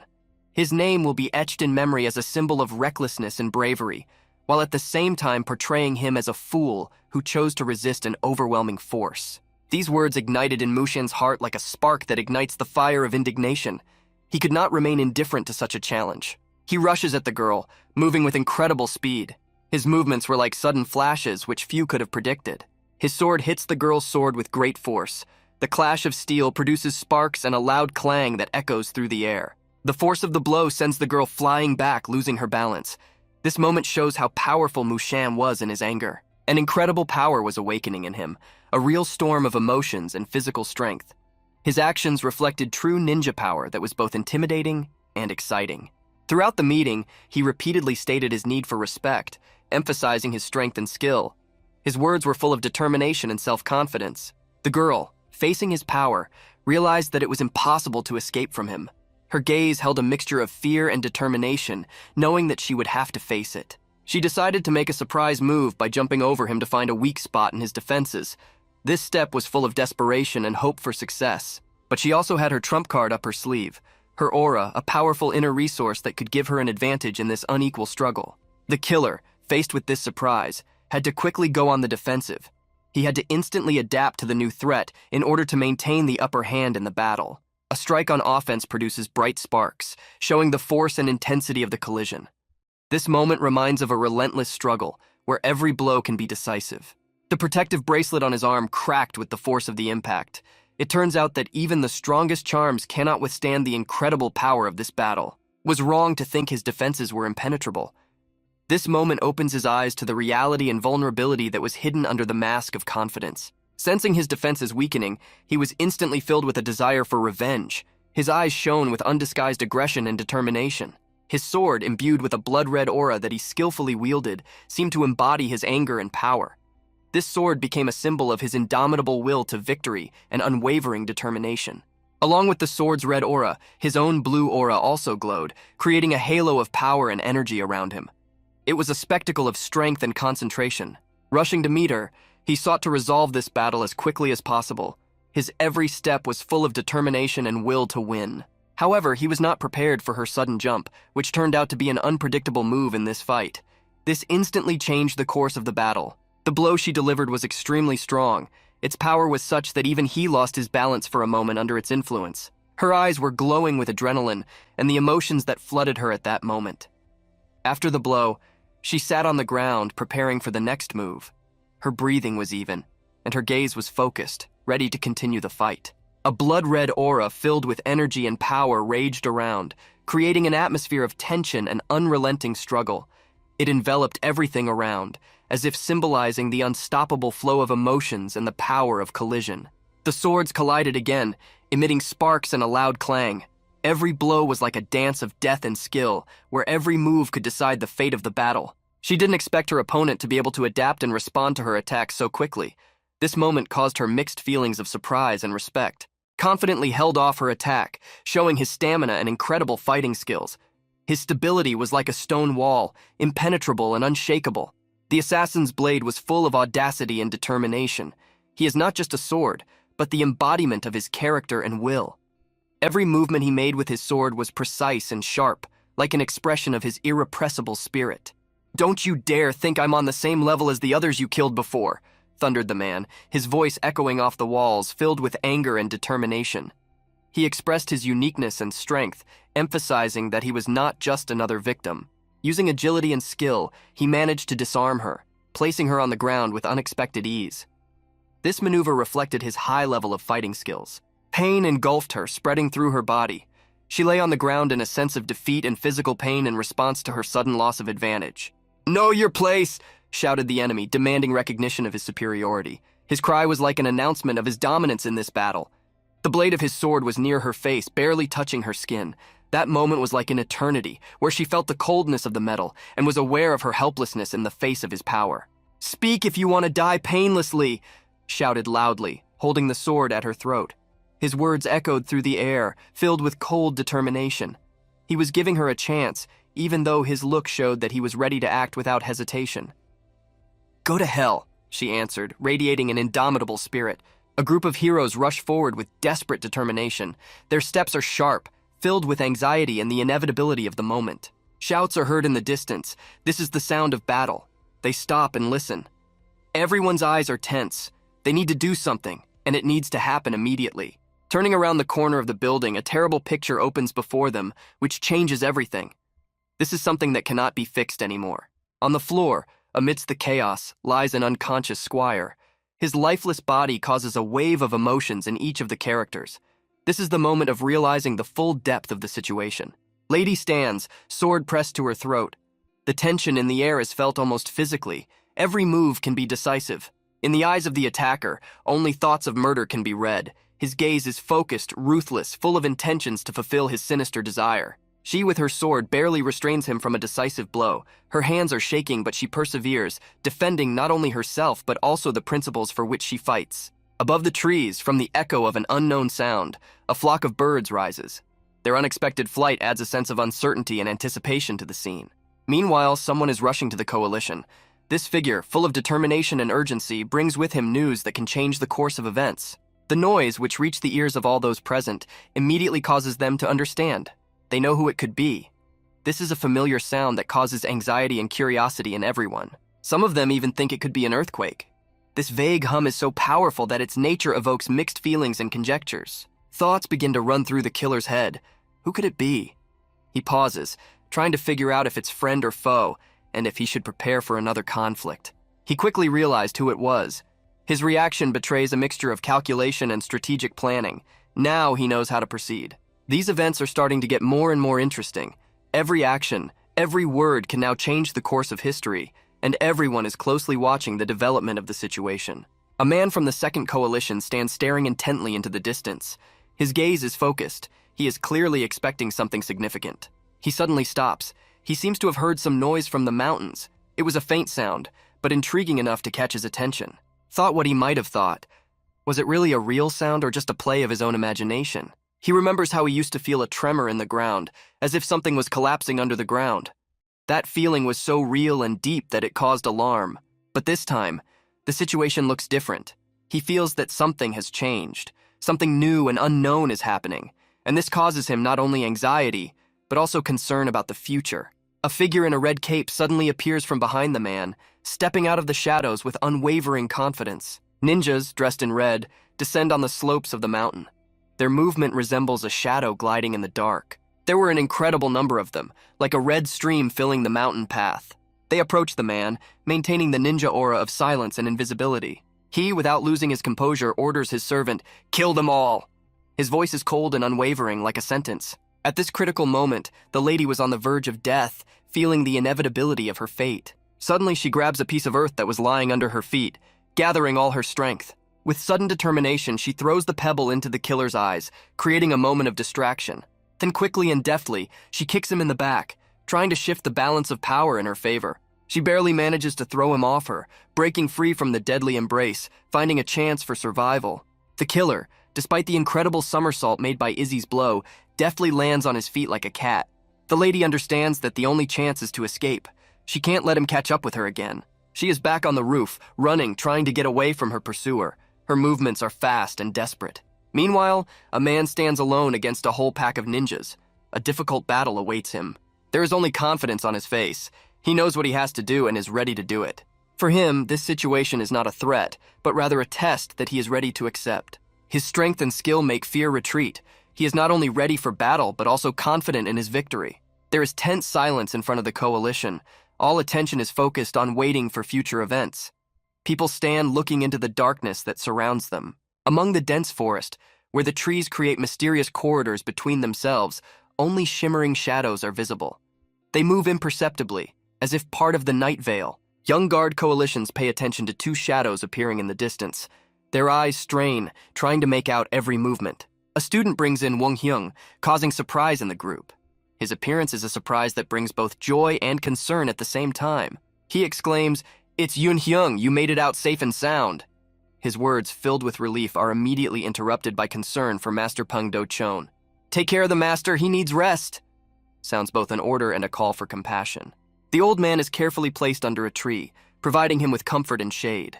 His tired eyes watch those around him. One of the young men dares to ask if the old man has met Squire Pan. Curiosity and anxiety mingle in his voice. "Yes, he appeared out of nowhere and was looking for you as if he knew everything. I thought Deputy Commander Yen Cheong-dan was supposed to meet him in person," exclaims the old man with an emotional onslaught, obviously remembering a strange event. "If the squire came to him, then Deputy Commander Yen Cheong-dan..." The words trail off, leaving an unspoken thought in the air. Everyone present mentally weighs this information, but it is hard to believe in such a turn of events. They sense that something is wrong. Knowing that Yen Cheong-dan is not one to be easily defeated, they begin to doubt the possibility of such a scenario. Suddenly, the expressions on the young men's faces change dramatically. They realize that they are facing a situation that can have unpredictable and far-reaching consequences. Suddenly, a voice shouts from behind, "Hey!" The tone sounds familiar but unexpected for everyone. Everyone turns around, not believing their eyes. In front of them are persons with whom it seemed impossible to meet. These are their colleagues from the coalition, those whom they have not seen for a long time. Their presence causes surprise and joy. Among them there is a mentor and a teacher, whose faces radiate calmness and wisdom. They were all together, their colleagues, friends, mentors. This gathering seemed almost unreal. The meeting was unexpected for everyone. Neither of them imagined that they could see each other in such circumstances. "It's good that everyone is alive," sounds the expression of relief. These words reflect the general mood, the joy of the fact that, despite all the trials, they are all here, together and unharmed. In an atmosphere of surprise and joy, they exchange greetings. This moment of meeting is filled with warmth and mutual support. The mentor, among all, is in a state of shock. He cannot believe what he sees in front of him. His attention was drawn to an old man sitting under a tree. This figure seemed to him extremely significant, almost symbolic. The look of the old man seems to completely paralyze the mentor. He stands motionless, as if he has lost the ability to react or speak, completely mesmerized by the mystery of this figure. Aster must be taken care of before he passes out. There's a tense silence around him, full of anxiety and uncertainty. The martial arts teacher, standing nearby, watches Aster with compassion. His gaze expresses deep pity and indecision. Aster sits under a tree, barely conscious. Fatigue and exhaustion can be seen in every line of his face. The atmosphere around is so tense that it seems as if the air vibrates with tension, preserving every whisper, every movement. "Pai Do Cheon, is what he said true?" A question that hangs in the air, filled with doubt and at the same time despair.